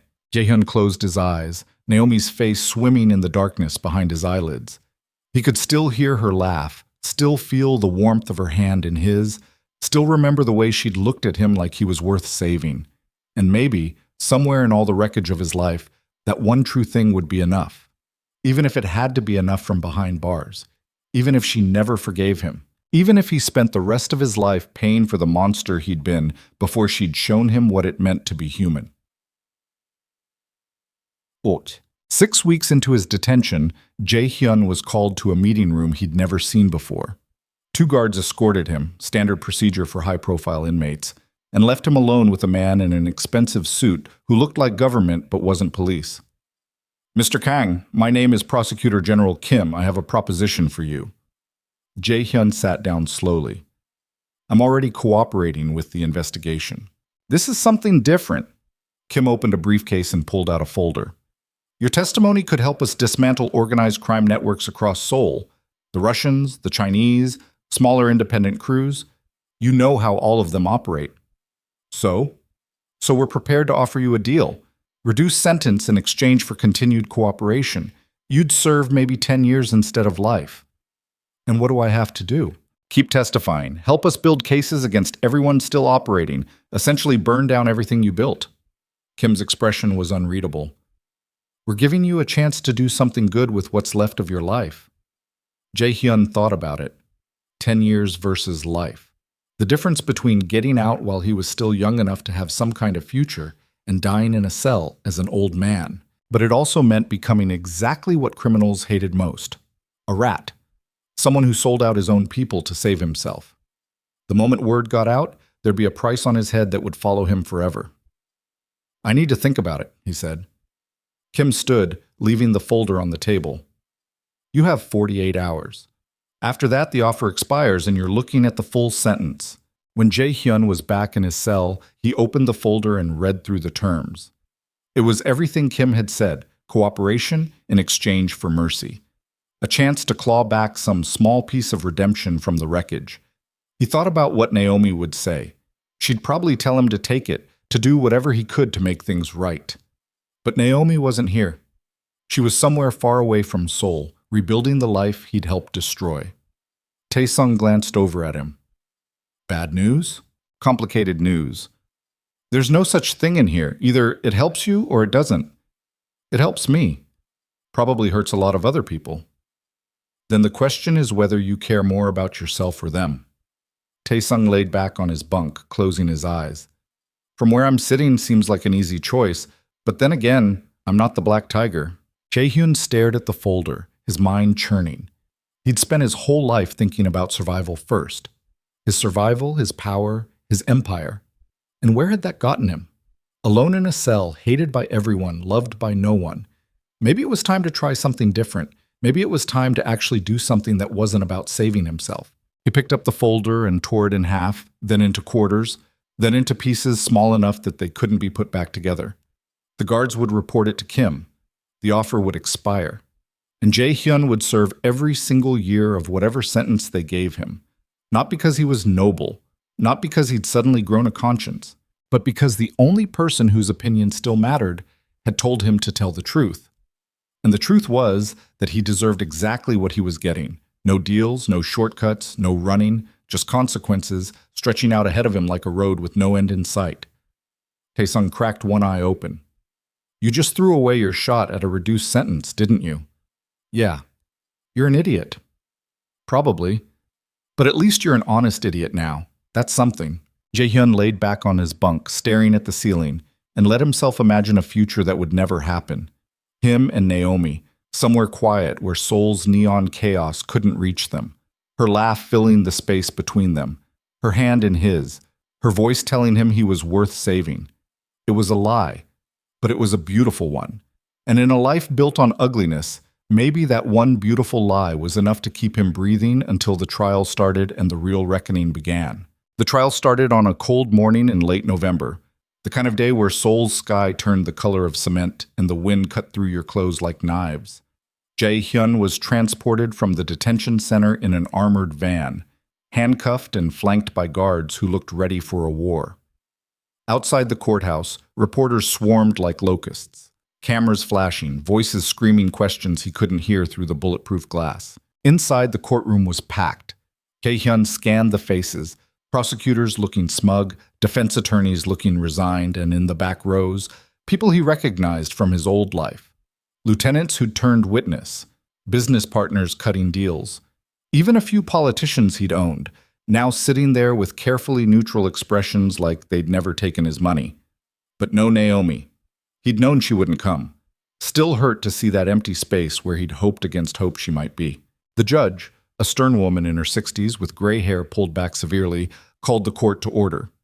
The lead prosecutor stood, a man named Lee who'd built his career taking down organized crime, and began reading the charges. The list went on for 20 minutes.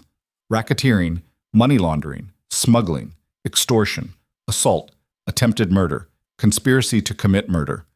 By the time Lee finished, Jae-hyun's lawyer looked like she wanted to crawl under the table.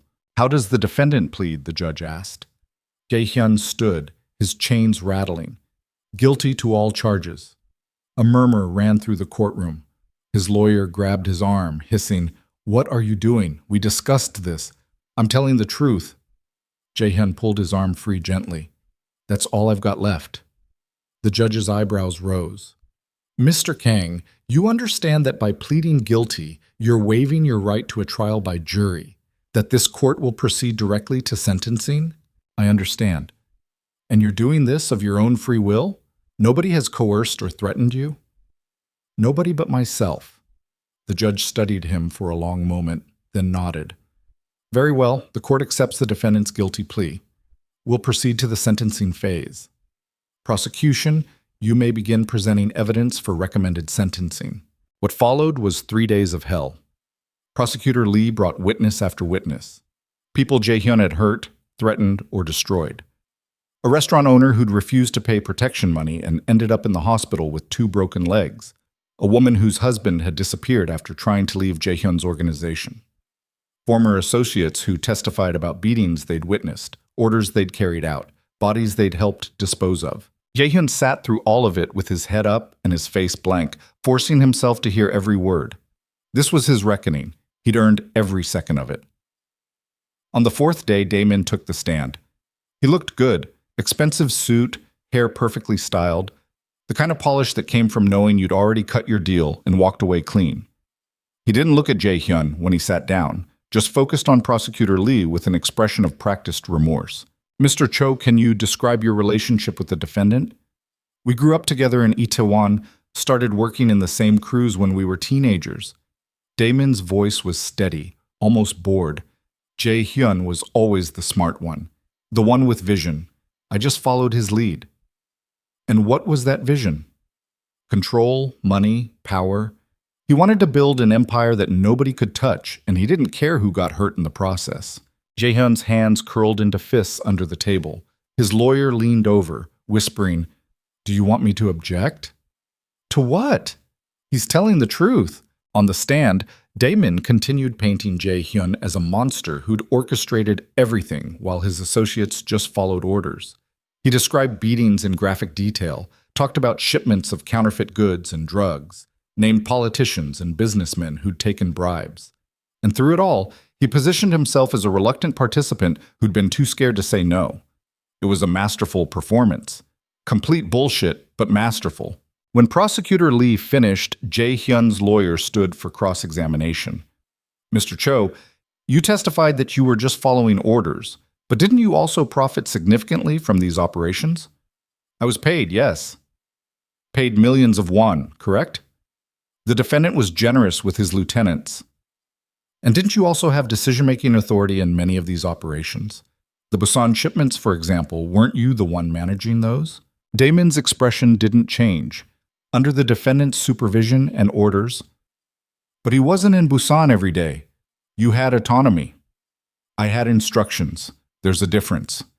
The lawyer tried a few more angles, but Dae-min had clearly been coached well. He deflected everything, maintained his story, and walked off the stand 2 hours later looking like a man who'd done his civic duty. Jae-hyun watched him leave the courtroom, and their eyes met for just a second. Daemin's expression was unreadable. Not triumphant, not guilty, just blank. Then he was gone, disappearing into the hallway where his own lawyers were probably waiting with champagne. That night, back in his cell, Jae-hyun lay awake staring at the concrete ceiling. Tae-sung was snoring on the bunk below, and somewhere down the hall, another inmate was crying. The sound echoed off the walls, hollow and broken. "You okay?" a voice said from the neighboring cell. Jae-hyun turned his head. The guy next door, a young kid named Min Jae, who'd been caught running drugs, was pressed against the bars, looking over. "Fine. That was your friend, right? The one who testified today?" "Used to be." "Man sold you out hard." "Yeah." Min Jae was quiet for a moment. "You want me to spread the word? Get someone to handle him on the outside?" Jae-hyun almost laughed. Even in here, stripped of everything, people still thought he had power. Still thought the Black Tiger could reach out and destroy his enemies with a word. "No," he said. "Let him live with it." "That's it? After what he did?" "That's it." Because the truth was, Dae-min had already destroyed himself. He'd traded 15 years of friendship for immunity, and he'd spend the rest of his life looking over his shoulder, wondering when someone would come for him. That was punishment enough. Yamt. The sentencing hearing began on day 7 of the trial. Jae-hyun's lawyer made a half-hearted argument for leniency. Her client had confessed voluntarily, had cooperated with authorities, showed remorse for his actions. Prosecutor Lee countered with the severity of the crimes, the number of victims, the damage to society. The judge listened to both sides, then asked Jae-hyun if he had anything to say before sentencing. Jae-hyun stood, his chains rattling in the silent courtroom. He looked out at the faces staring back at him, some angry, some curious, some just tired. And for the first time in his life, he told the complete truth. "I'm not going to stand here and make excuses. Everything the prosecution said about me is true. I built my empire on violence and fear. I hurt people who didn't deserve it. I corrupted everything I touched." His voice was steady, each word carved from stone. "The only good thing I ever did was love someone who deserved better than me. And I destroyed that too." He paused, his throat tight. "I'm not asking for mercy. I don't deserve it. But I want the people I hurt to know that I see what I did. I understand it, and I'll spend every day for the rest of my life carrying that weight." He sat down. The courtroom was dead silent. The judge nodded slowly. "Thank you, Mr. Kang. The court will recess to deliberate sentencing." 2 hours later, they were called back. Jae-hyun stood as the judge read the sentence, her voice echoing through the courtroom like a hammer hitting an anvil. "Jae-hyun Kang, this court sentences you to 25 years in prison, with eligibility for parole after 15 years served. Additionally, you will forfeit all assets acquired through illegal activity, and you are permanently barred from holding any business license in the Republic of Korea." 25 years. Jae-hyun would be 57 when he got out, assuming he lived that long. His lawyer looked relieved. Apparently she'd expected worse. Prosecutor Lee looked satisfied, and Jae-hyun felt nothing except a strange sense of relief that the uncertainty was over. They took him back to the detention center that night, and the next morning, he was transferred to a maximum security prison 4 hours outside Seoul. The facility was brutal: high walls, guard towers, exercise yards surrounded by razor wire. Men moved through the space like ghosts, their faces hardened by years of violence and isolation. Jae-hyun was placed in a cell block with other long-term inmates, men serving sentences for murder and armed robbery and worse. Some recognized him. Others didn't care. Within a week, he'd been tested 3 times: fights in the yard, challenges over food, the kind of dominance games that happened whenever someone new arrived. He won the first 2 fights. The third one, he let himself lose. The guy who beat him, a hulking man named Sang-woo with scars running down his face, stood over him afterward, breathing hard. "You pulled your punches." Jae-hyun spat blood onto the concrete. "Yeah." "Why?" "Because I'm tired of fighting." Sang-woo studied him for a long moment, then offered a hand to help him up. You're the Black Tiger. Used to be. What are you now? Just another inmate. Sang-woo laughed, the sound harsh. Nobody's just another inmate here, especially not someone with your reputation. He lowered his voice. You need protection. There are crews who'd take you in. Cost you, but you'd survive. I'll take my chances alone. Suit yourself. But don't be surprised when someone comes for you in the middle of the night with a shiv. Jae-hyun went back to his cell and washed the blood off his face in the small sink. His reflection stared back at him from the polished metal mirror. Split lip, bruised cheek, eyes that looked older than they should. This was his life now. Violence and concrete and counting days until he was too old to remember what freedom felt like.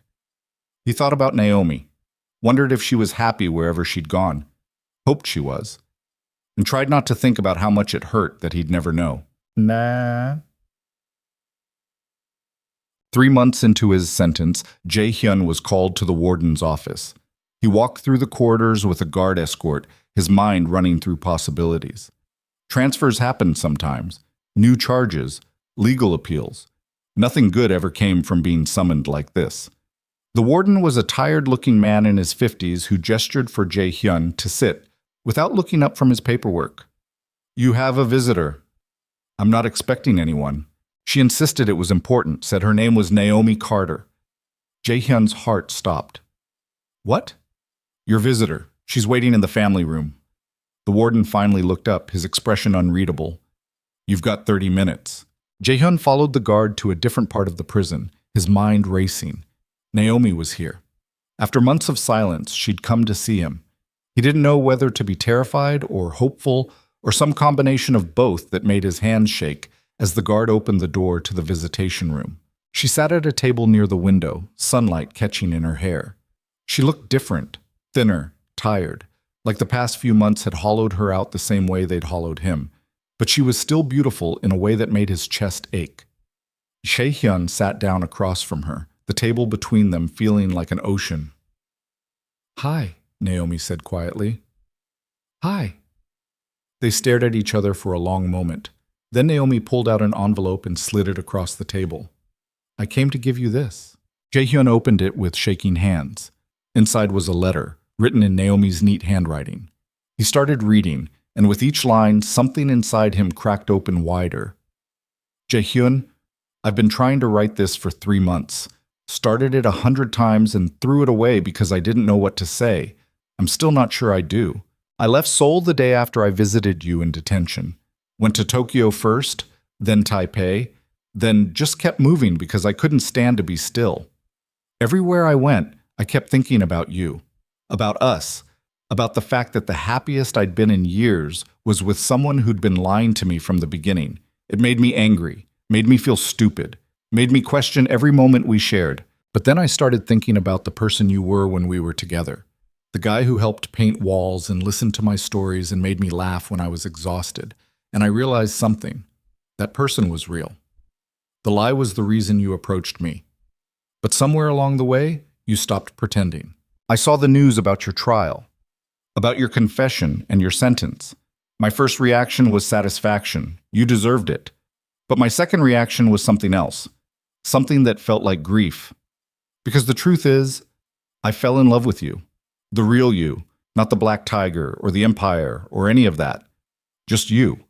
The broken, scared man hiding underneath all that violence. I don't know if I can forgive you. I don't know if I should, but I needed you to know that what we had wasn't nothing. It mattered. You mattered. I'm not coming back to Seoul. I've accepted a teaching position in Singapore, and I need to move forward with my life. But I wanted you to have this letter, wanted you to know that someone saw the person you could be, even if you couldn't see it yourself. Take care of yourself, Jae-hyun, and when you get out, if you get out, be the person I fell in love with, not the monster you used to be. Naomi Jae-hyun read it 3 times, his vision blurring. When he finally looked up, Naomi was watching him with tears streaming down her face. Why did you come? His voice cracked. You could have just sent this. Because I needed to see you one more time. Needed to make sure this was real closure and not just running away. She wiped at her eyes. And because I wanted to tell you in person that I hope you find peace, even if it has to be in here. Naomi, don't. Please don't say anything that'll make this harder. She stood, her hands trembling. I'm leaving now, and this is goodbye. Really goodbye. Jae-hyun wanted to beg her to stay, to give him another chance, to wait the 15 years until parole and see if there was anything left worth saving. But he'd taken enough from her. He wouldn't take her future, too. I love you, he said instead. I know it doesn't change anything, but I needed you to hear it one more time. Naomi's face crumpled. I know, and that's what makes this so hard. She walked to the door, knocked for the guard. Before she left, she looked back one last time. The person I fell in love with is still in there somewhere. Find him, okay? Then she was gone. Jae-hyun sat alone in the visitation room, holding her letter like it was made of glass. The guard eventually came to take him back to his cell, and he went without protest, moving through the prison corridors like a man underwater. That night, he read the letter again, and again, until he had it memorized. Every word burned into his brain. Naomi was right about one thing. The person she'd fallen in love with was still in there. Jae-hyun could feel him sometimes, hiding beneath the scar tissue and violence. The question was whether 15 years in prison would bury that person forever, or give him enough time to claw his way to the surface. Sex. The first year was the hardest. Jae-hyun kept his head down, worked in the prison workshop assembling electronics, and avoided the gangs that ran the cell blocks. He got into fights when he had to, took beatings when he couldn't win, and slowly learned how to survive in a place designed to break people. News from the outside filtered in through letters and contraband phones. Jung-ho had taken over most of Jae-hyun's former territory, but was struggling to hold it against Russian and Chinese crews who smelled weakness. Daemin had disappeared. Some said Singapore, others said Thailand. Nobody knew for sure. The empire Jae-hyun had built was fragmenting, smaller operations carving up the remains like vultures on a corpse. He should have cared, should have felt something about watching 15 years of work dissolve into chaos. But all he felt was relief that it was someone else's problem now. In year 2, Jae-hyun started teaching other inmates to read. It began accidentally. A kid in his cell block asked for help with a letter from his daughter, and Jae-hyun spent an hour helping him sound out the words. Word spread. Soon he had 5 students, then 10, then 20. The guards allowed it because it kept inmates occupied and reduced violence. Teaching reminded him of Naomi, the way she talked about her students, the passion in her voice when she described helping people find opportunities. He'd never understood it back then, why she cared so much about people who couldn't give her anything in return. Now, watching a 40-year-old man's face light up because he'd finally read a full sentence on his own, Jae-hyun got it. This was what redemption felt like. Small and slow, and so incremental you could barely measure it. But real. By year 3, he'd started writing letters to the families of people he'd hurt, not asking for forgiveness. He didn't deserve that. Just acknowledging what he'd done, offering what little money he had left in restitution, trying to give them some kind of closure.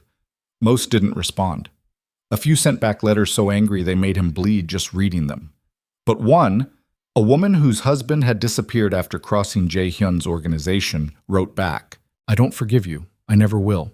But I appreciate you admitting what you did.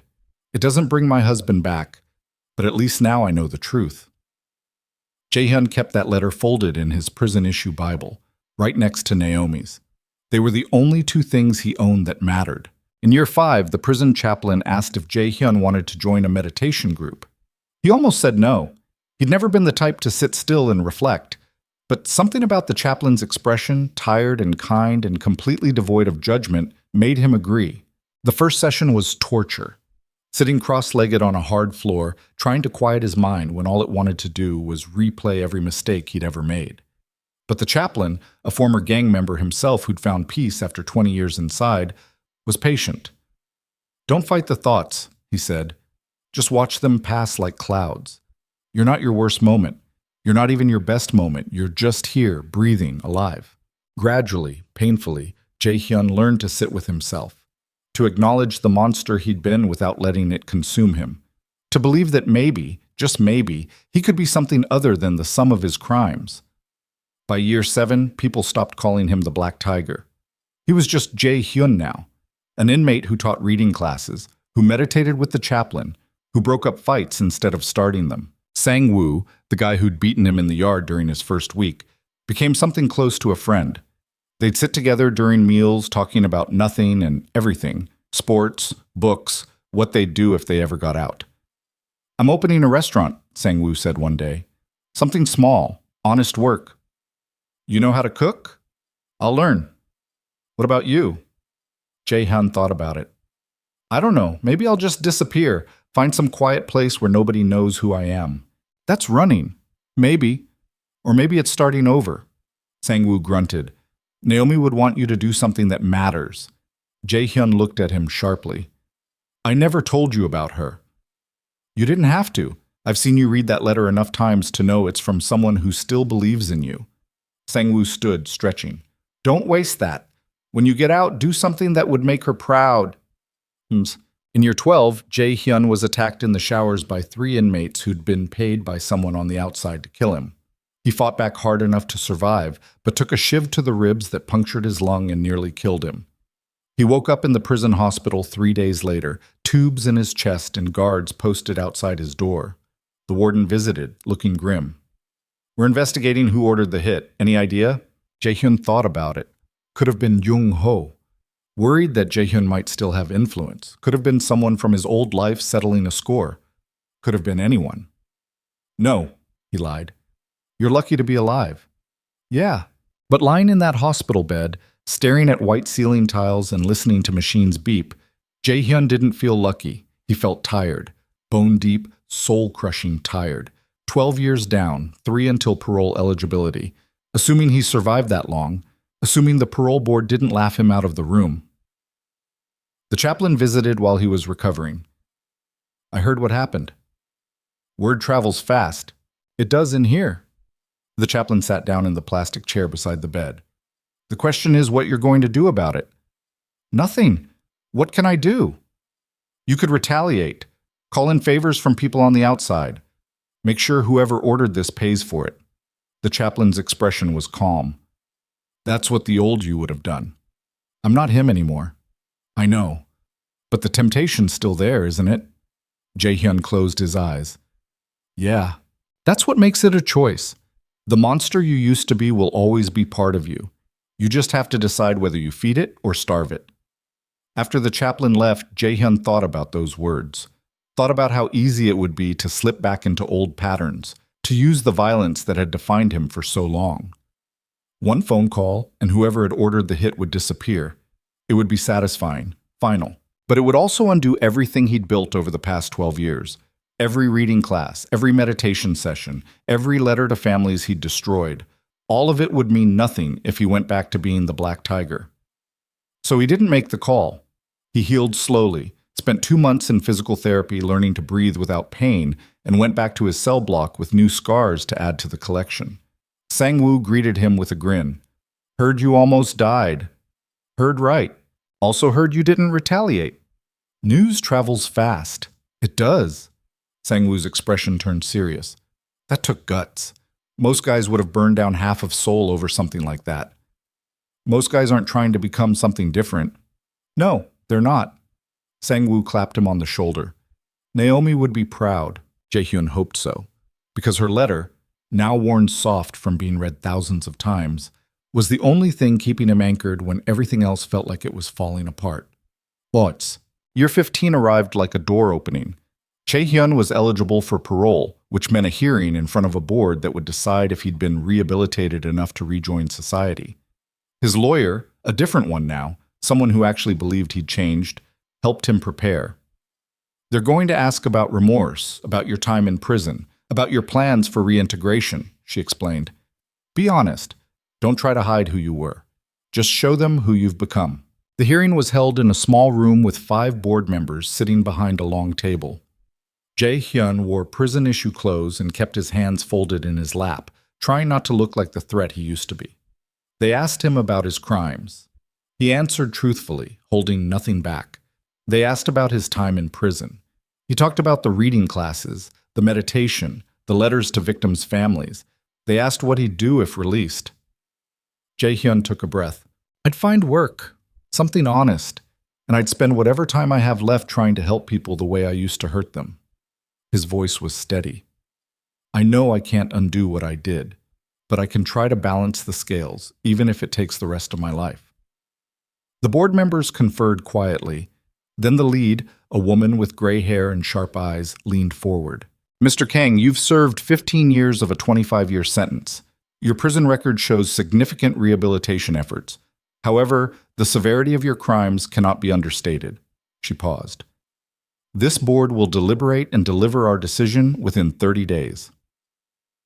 30 days of waiting, 30 days of not knowing whether he'd get out or spend another decade behind bars. Jae-hyun went back to his cell and tried not to hope. Hope was dangerous in prison. It made you careless, made you think about futures that might never happen.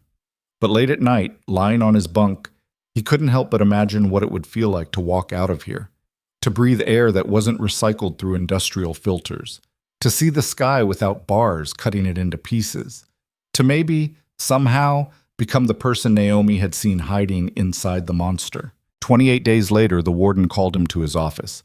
Jae-hyun's heart hammered as he walked through the corridors, every step feeling like it might be his last in this place. The warden handed him an envelope. The parole board's decision. Jae-hyun opened it with shaking hands, read the words 3 times before they sank in. Parole granted. Release date, 14 days from receipt of this notice. Conditions: weekly check-ins with parole officer, mandatory counseling, restricted travel, no contact with former associates. Violation of any condition will result in immediate return to custody. He was getting out. After 15 years, he was actually getting out. Jae-hyun sat down hard, the letter clutched in his hands. The warden watched him with something that might have been sympathy. You've got 2 weeks to prepare. Use them wisely. Those 2 weeks passed in a blur. Jae-hyun said goodbye to the men he'd taught to read, to Sang-woo, who'd become a brother in ways Daemin never had, to the chaplain who'd helped him find something resembling peace. On his last night, lying in his cell for the final time, Jae-hyun pulled out Naomi's letter and read it one more time. Be the person I fell in love with, not the monster you used to be. Tomorrow he'd walk out of this prison and into a world that had moved on without him. Seoul would be different. He'd be different. And somewhere out there, Naomi was living a life that didn't include him. But he'd take that letter with him, take the memory of her voice telling him he could be better, and he'd spend whatever time he had left proving that she'd been right to believe in him, even when he couldn't believe in himself. The guard came at dawn to unlock his cell. Time to go, Kang? Jae-hyun stood, grabbed the small bag of belongings they'd returned to him. Naomi's letter, the woman's response about her husband, a few books, and walked toward freedom with his head up and his heart hammering. At the gate, they gave him civilian clothes and 200,000 won in release money. The gate opened. Jae-hyun stepped through, and for the first time in 15 years, he was free. Seoul's skyline rose in the distance, neon and steel, and 1,000 possibilities he'd never thought he'd see again. Somewhere in that city was his parole officer, a halfway house where he'd live until he got on his feet, and the long, brutal work of learning to be human again. But first, standing in the morning sun with prison walls at his back, Jae-hyun closed his eyes and let himself remember Naomi's laugh, her hand in his, the way she'd looked at him like he was worth saving. He wasn't the Black Tiger anymore. He was just Jae-hyun. And maybe, just maybe, that would be enough. The halfway house was a gray concrete building in Gurodong, wedged between a car repair shop and a convenience store that never seemed to close. Jae-hyun's room was on the 3rd floor, 8 square meters with a single bed, a desk, and a window that looked out at an alley where stray cats fought over garbage. The walls were thin enough that he could hear his neighbors breathing at night, and the shared bathroom down the hall smelled like bleach and desperation. It was the most beautiful thing he'd ever seen. His parole officer was a woman named Park Ji-soo, mid-40s with tired eyes and the kind of no-nonsense demeanor that came from seeing too many ex-convicts fail and end up back inside. She met him the day after his release, going over the conditions of his parole with the precision of someone who'd done this 1,000 times. Weekly check-ins, every Monday at 9. Miss one and you're violated. Mandatory counseling sessions twice a week. No contact with former associates. And yes, we'll know if you try. No leaving Seoul without permission. She looked up from her clipboard. You understand all of this? Yes. Good. Now, Let's talk about employment. You have any skills besides running a criminal empire? Jae-hyun thought about it. I can read.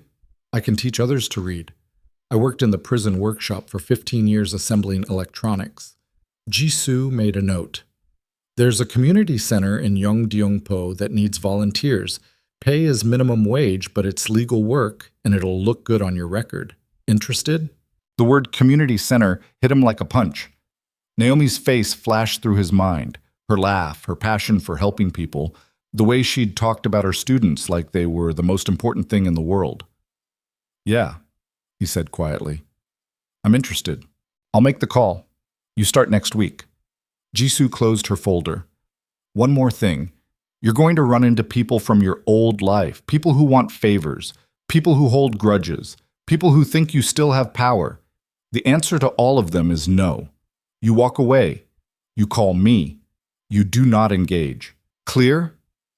Clear. She studied him for a long moment. I've been doing this job for 20 years, Mr. Kang. I've seen a lot of guys come through that prison gate thinking they're reformed, and most of them are back inside within a year. Don't be one of them. I won't. We'll see. The community center was run by a man named Kim Tae-woo, a former social worker in his 60s who'd spent his retirement helping at-risk youth and immigrant families. He looked at Jae-hyun with the kind of clear-eyed assessment that saw right through the surface. Your parole officer says you taught reading classes in prison. For 12 years. And before that, you were the Black Tiger. Not a question. Tae-woo's expression didn't change. I know who you are. Everyone in Seoul knows who you are. Jae-hyun's jaw tightened. If you don't want me here, I didn't say that. I'm just making sure we understand each other. Tae-woo gestured around the cramped center, peeling paint, mismatched furniture, kids doing homework at battered tables. These people have enough problems without someone bringing gang violence to their doorstep. You work here, you leave that life behind completely. No exceptions. That's the plan. Plans are easy, living them is hard. Tae-woo handed him a broom. You can start by sweeping the main room, then we'll see if you're serious about this. Jae-hyun took the broom and got to work. It was menial, mindless labor, the kind of thing he would have ordered someone else to do back when he had power. But sweeping that dusty floor felt more honest than anything he'd done in the first 32 years of his life. A kid wandered over while he was working, maybe 10 years old with a backpack half his size. Are you the new janitor? Something like that. Mr. Kim says you used to be in prison. Jae-hyun paused. That's true. What for? I hurt people who didn't deserve it. The kid thought about that. Are you going to hurt us? No. Good. Because my mom says there are too many bad people in Seoul already. The kid pulled out a crumpled math worksheet. Can you help me with this? I don't understand fractions. Jae-hyun looked at Tae-woo, who was watching from across the room with his arms crossed. The old man nodded slightly. Permission. Yeah, Jae-hyun said, sitting down beside the kid. I can help. They worked through the fractions together, Jae-hyun's voice patient, as he explained how to find common denominators. The kid's face lit up when he finally got it, and something in Jae-hyun's chest loosened. This was what Naomi had felt every day, the simple joy of helping someone understand something they couldn't grasp before. He'd spent 15 years building an empire on fear, and it had all crumbled to dust. But this? Teaching a kid fractions in a rundown community center for minimum wage? This felt like it might actually matter. The first month was brutal. Jae-hyun worked at the center during the day, attended counseling sessions twice a week, and spent his evenings in the halfway house trying to adjust to a world that had moved on without him. Seoul felt different now, faster, louder, full of technology he didn't understand. People walked around staring at phones, ordering food with apps, paying for things with digital wallets. He felt like a ghost haunting a city that no longer had room for him. And then there were the people from his old life. The first one showed up on a Wednesday evening, while Jae-hyun was walking back to the halfway house. A car pulled up beside him, expensive, black, windows tinted. The back door opened, and a voice called out, Jae-hyun, get in. He recognized the voice immediately. One of his former lieutenants, a guy named Hyun-sik, who'd run gambling operations in Gangnam. Jae-hyun kept walking. I said get in. And I said no. The car rolled forward, keeping pace. 5 minutes. That's all I'm asking. Jae-hyun stopped, turned, and looked Hyun-sik in the eye through the open door. I'm out. Completely out. Whatever you need, find someone else. It's not about business. It's about respect. Hyun-sik's expression was unreadable. Jung-ho's making a mess of everything you built. The Russians are taking territory. The Chinese are pushing product in areas they never would have touched when you were running things. People are getting hurt. Not my problem. It is your problem. You built this. You're the only one who can fix it. Jae-hyun felt the old pull, the temptation to step back in, to take control, to prove he could still be the Black Tiger if he wanted. It would be so easy. One phone call and he'd have an army, one meeting and he could reclaim everything he'd lost. But then he thought about Naomi's letter, about the person she'd believed he could become, about the kid at the community center who trusted him to help with fractions. I can't fix it, Jae-hyun said, and I won't try. Tell Jung-ho he's on his own. He turned and walked away, his hands shoved in his pockets and his heart hammering. The car didn't follow, but Jae-hyun knew this wouldn't be the last time someone tried to pull him back. The temptation would always be there. The question was whether he was strong enough to keep saying no. Itek. 2 months in, Jae-hyun's counselor, a soft-spoken woman named Dr. Han, asked him about Naomi. You've mentioned her in passing, but you've never really talked about what happened. Do you want to?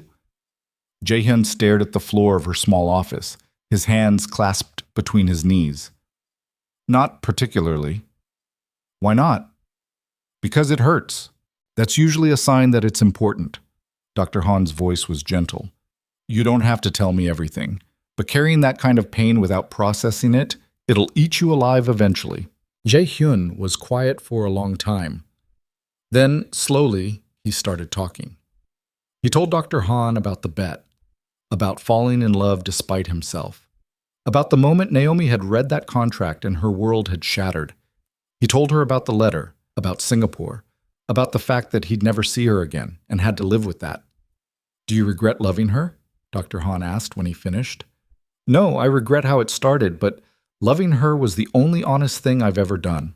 Have you thought about reaching out, telling her how you've changed? Every day. But she deserves better than me showing up asking for forgiveness I don't deserve. Maybe. Or maybe she deserves to know that her belief in you wasn't misplaced. Dr. Han leaned forward. You don't have to contact her, but you should at least consider the possibility that closure isn't just for you, it's for her too. Jae-hyun thought about that long after the session ended. Thought about it while he helped kids with homework, while he swept floors, while he lay awake at night in his tiny room listening to the city breathe outside his window. Naomi was in Singapore, probably happy, probably moved on. Contacting her would be selfish, would drag up pain she'd worked hard to leave behind. But Dr. Han was right about one thing. Carrying this alone was eating him alive. In month 4, Tae-woo asked Jae-hyun to lead a reading class for adult immigrants struggling with Korean literacy. The group was small, 8 people from Myanmar, Bangladesh, the Philippines, Cambodia, all working multiple jobs and trying to learn the language in their spare time. Jae-hyun stood in front of them that first evening, suddenly nervous in a way he hadn't been since facing the parole board. These weren't kids. They were adults who'd traveled thousands of miles looking for better lives, who worked themselves to exhaustion for wages barely enough to survive. They didn't need some ex-gangster pretending to be a teacher. But then a woman in the back row, tiny, maybe 60 years old from Myanmar, raised her hand. You are the teacher? I'm going to try. Good. We try too. She smiled, and Jae-hyun felt something shift in his chest. They tried together. Slowly, painfully, they worked through basic Korean sentences. Jae-hyun found himself drawing on everything Naomi had taught him. Patience, encouragement, meeting people where they were instead of where he thought they should be. When someone struggled, he didn't get frustrated. He just found another way to explain it. After the 3rd class, the woman from Myanmar stayed behind. You are kind, teacher. Thank you. Jae-hyun shook his head. I'm just doing my job. No, you care. I can see. She pulled out a small bag of homemade sweets. For you. My daughter helped me make. He tried to refuse, but she insisted, pressing the bag into his hands with a smile that reminded him so much of the elderly women Naomi used to help that his throat tightened. "Thank you," he managed. That night, eating those sweets in his tiny room, Jaehyun cried for the first time since Naomi had left the prison visitation room. Not from sadness, exactly. From the overwhelming realization that this, helping people who had nothing to give him in return, felt more valuable than everything he'd accumulated as the Black Tiger. Power had been empty. Money had been meaningless. But this woman's smile when she'd learned to read a full paragraph? That was worth more than his entire empire. 6 months after his release, Jae-hyun was leaving the community center when he saw a familiar face across the street. Dae-min. He looked older, thinner, his expensive suit hanging loose on a frame that had lost muscle mass. They locked eyes across the traffic, and for a moment neither moved. Then Dae-min crossed the street, hands in his pockets, his expression carefully neutral. "Hyun." Dae-min. They stood there on the sidewalk while people flowed around them like water around stones. Finally, Dae-min spoke. "I heard you got out." 6 months ago. "And you're working at a community center." Something flickered in Daemin's eyes, maybe contempt, maybe regret. "The Black Tiger, teaching kids to read." "I'm not the Black Tiger anymore." "No, you're not." Daemin pulled out a cigarette, lit it, took a long drag. "I came back to Seoul 3 months ago. Thought enough time had passed that people would have forgotten, but they remember everything." "That's how it works." "Yeah." Daemin exhaled smoke. "Jung-ho's dead, by the way. Russians killed him last month over a territory dispute. The empire we built, it's completely gone now. Fractured into a dozen smaller operations, none of them worth anything." Jae-hyun felt nothing. No satisfaction, no grief. Just a dull acknowledgement that the world he'd left behind had finally eaten itself. "Why are you telling me this?" "Because I wanted you to know that you were right." Daemin's voice cracked slightly. "Walking away was the smart move. I stayed in, thinking I could control it, and all I got was a price on my head and nightmares I can't shake." "You could have walked away too." "No, I couldn't, because unlike you, I never found anything worth walking away for." Daemin dropped the cigarette, crushed it under his shoe. "She really changed you, didn't she, Naomi?" Jae-hyun's jaw tightened. "Don't say her name." "Why not? She's the reason you're standing here instead of dead in an alley somewhere. The reason you chose this," he gestured at the community center, "over everything we built. She showed me what I could be if I stopped being a monster. That's more than you ever did." Daemin laughed, the sound hollow. "Fair enough. For what it's worth, I'm sorry. About the bet. About destroying what you had with her. About all of it." "Are you? Or are you just sorry you ended up alone?" "Both." Daemin started to walk away, then paused. "She's still in Singapore, you know. Teaching at an international school. I have people who track these things." Jae-hyun's heart kicked. "Why are you telling me that?" "Because you deserve to know. And because maybe, if you're lucky, she'll give you a second chance that I'll never get." Daemin's smile was sad. "Goodbye, Jae-hyun. Try not to end up like me." He disappeared into the Seoul crowds, and Jae-hyun stood there processing the information.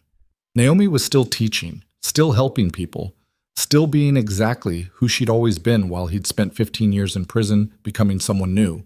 He pulled out his phone, a cheap burner the parole office had given him, and stared at it for a long time. He could find her email address. Write to her. Tell her about the community center, about the reading classes, about the person he'd become. But what would he say? "I'm sorry for destroying your trust, but I've changed now. I promise." That wasn't enough. Would never be enough.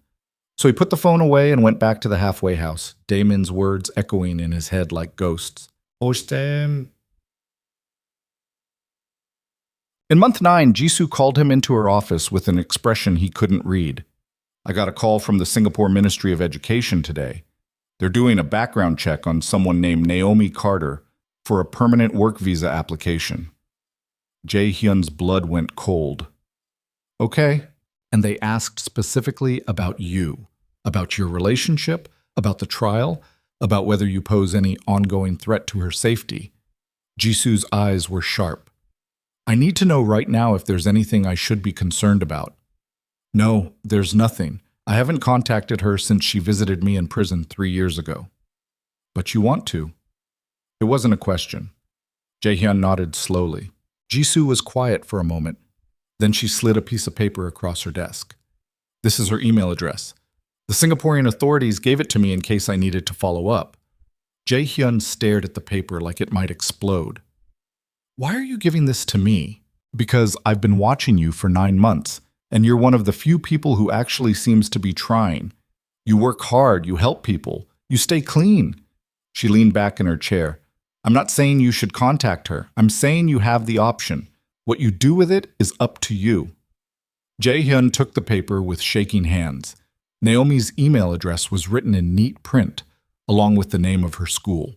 Just seeing it made his chest ache. That night, he sat at the desk in his tiny room and opened the cheap laptop the halfway house provided for residents. He stared at the blank email for 2 hours, typing and deleting a dozen different versions. Finally, he wrote, Naomi, I don't know if you'll read this. I don't even know if I should be writing it. But I wanted you to know that I'm out of prison. I've been out for 9 months, and I'm trying to become the person you believed I could be. I work at a community center in Yeongdeungpo, teaching reading classes to immigrants and at-risk kids. The pay is nothing, and the work is hard, but it's the most honest thing I've ever done.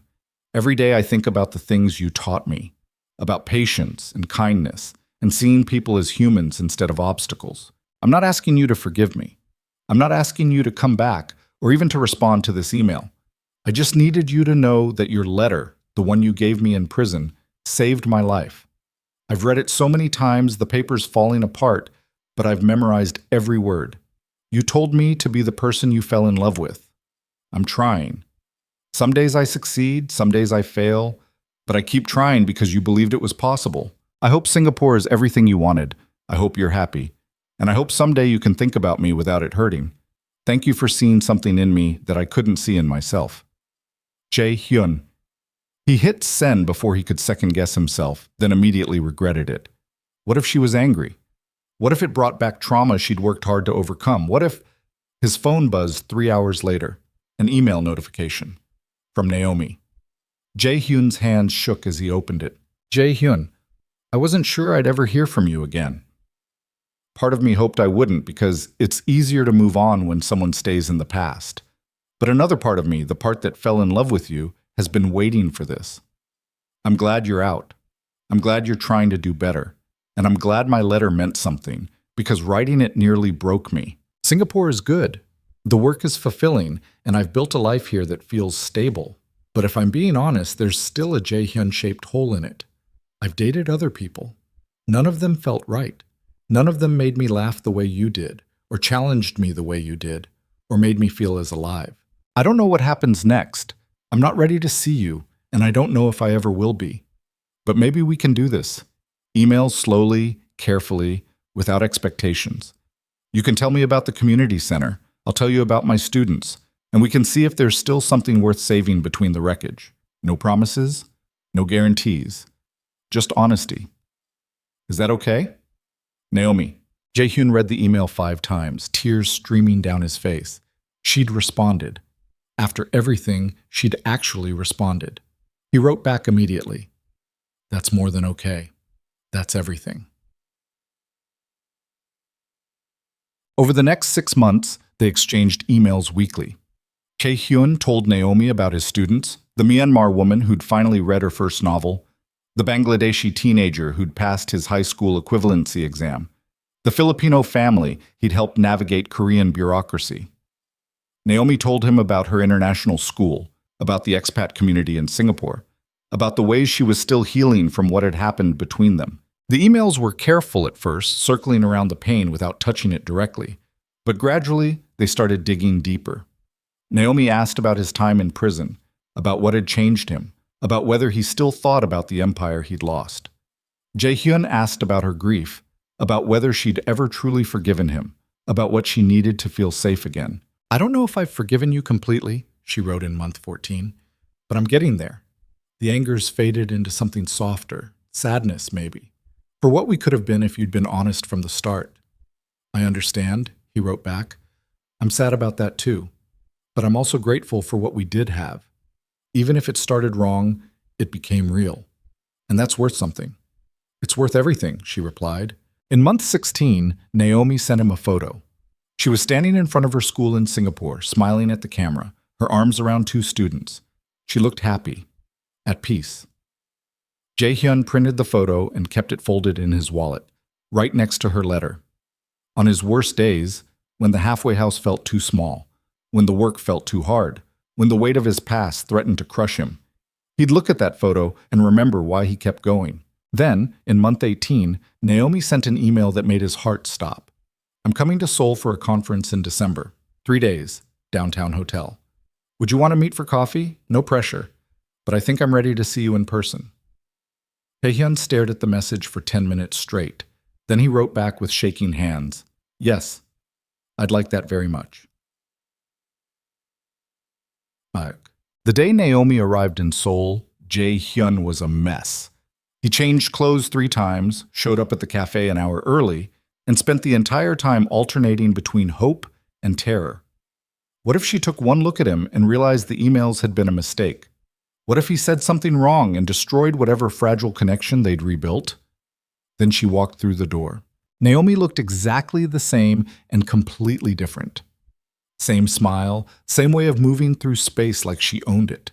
But there was a guardedness in her eyes that hadn't been there before, a wariness that he'd put there with his lies. She saw him and hesitated. Then she crossed the cafe and sat down across from him, her hands folded on the table. Hi, she said quietly. Hi. They stared at each other for a long moment. Jae-hyun cataloged every detail, the few gray hairs at her temples, the faint lines around her eyes, the way her hands trembled slightly before she stilled them. You look different, Naomi said. So do you. Prison ages you. So does heartbreak. Naomi's expression flickered. Fair point. A waitress came over and they ordered coffee neither of them would drink. When she left, the silence stretched out between them like a physical thing. Finally, Naomi spoke. I read all your emails again last night, all of them, from the first one to the last, and I realized something. What? That the person who wrote those emails is the person I fell in love with, not the black tiger, not the guy who made that stupid bet. Just you, honest, trying, flawed. She reached across the table, her hand stopping just short of touching his. I don't know if we can go back to what we had, but I think I want to try moving forward. Jae-hyun's throat tightened. What does that look like? I don't know yet. Maybe we start here. Coffee once in a while when I'm in town. More emails, phone calls eventually. We take it slow, we're honest, and we see if there's still something worth building. No expectations? No expectations, just possibility. Jae-hyun reached out and took her hand, his fingers closing around hers. The touch sent electricity through him, the same spark he'd felt that first night when she'd refused to get in his car, when she'd looked at him like he was just a man instead of a monster. I can do possibility, he said. Naomi smiled, and for the first time in years, it reached her eyes. Good. Because I think I still love you, Jae-hyun Kang, and that terrifies me. But I'm done running from things that scare me. I love you too. Never stopped. I know. That's what makes this so hard. She squeezed his hand, but also what makes it worth trying. They sat there in that cafe for 3 hours, talking about everything and nothing. Naomi told him about Singapore, about her students, about the life she'd built from the ashes of what they'd destroyed. Jae-hyun told her about the community center, about his parole conditions, about the slow, painful work of becoming someone new. When they finally left, the sun was setting over Seoul's skyline, painting the city in shades of gold and amber.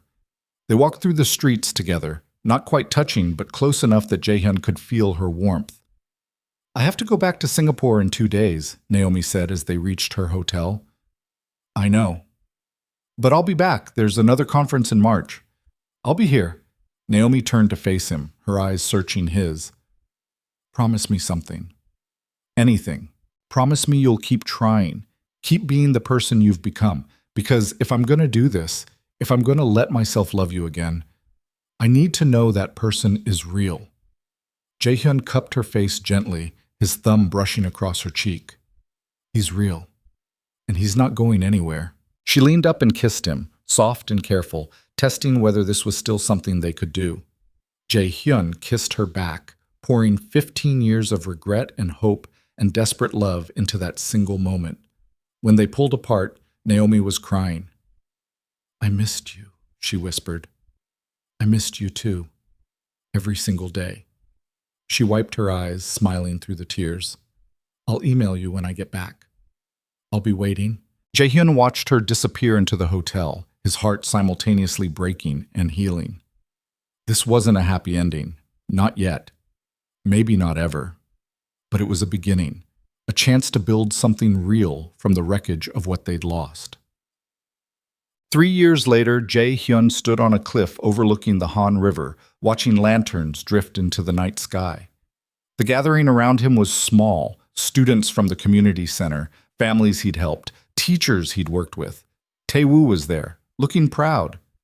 Jisoo was there, having become something close to a friend over the years. Even Sang-woo had made it, released 6 months ago and working at the restaurant he'd always dreamed about. But the person who mattered most was standing beside him. Naomi had moved back to Seoul 8 months ago, accepting a position at an international school and slowly, carefully, letting Jae-hyun back into her life.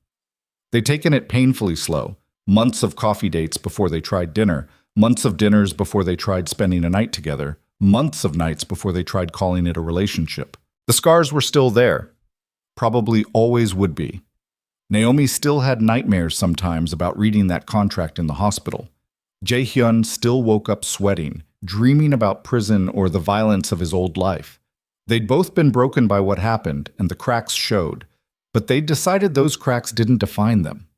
They were just part of the story, ugly, painful, but ultimately leading them here, to this cliff, to these lanterns, to a life neither of them had thought possible.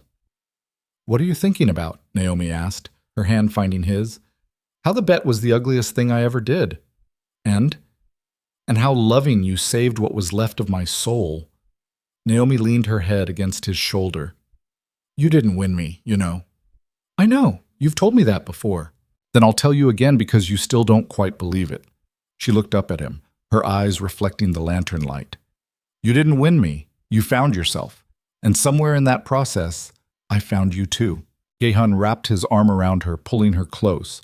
The city sprawled out below them, neon and chaos and millions of lives intersecting in ways they'd never understand.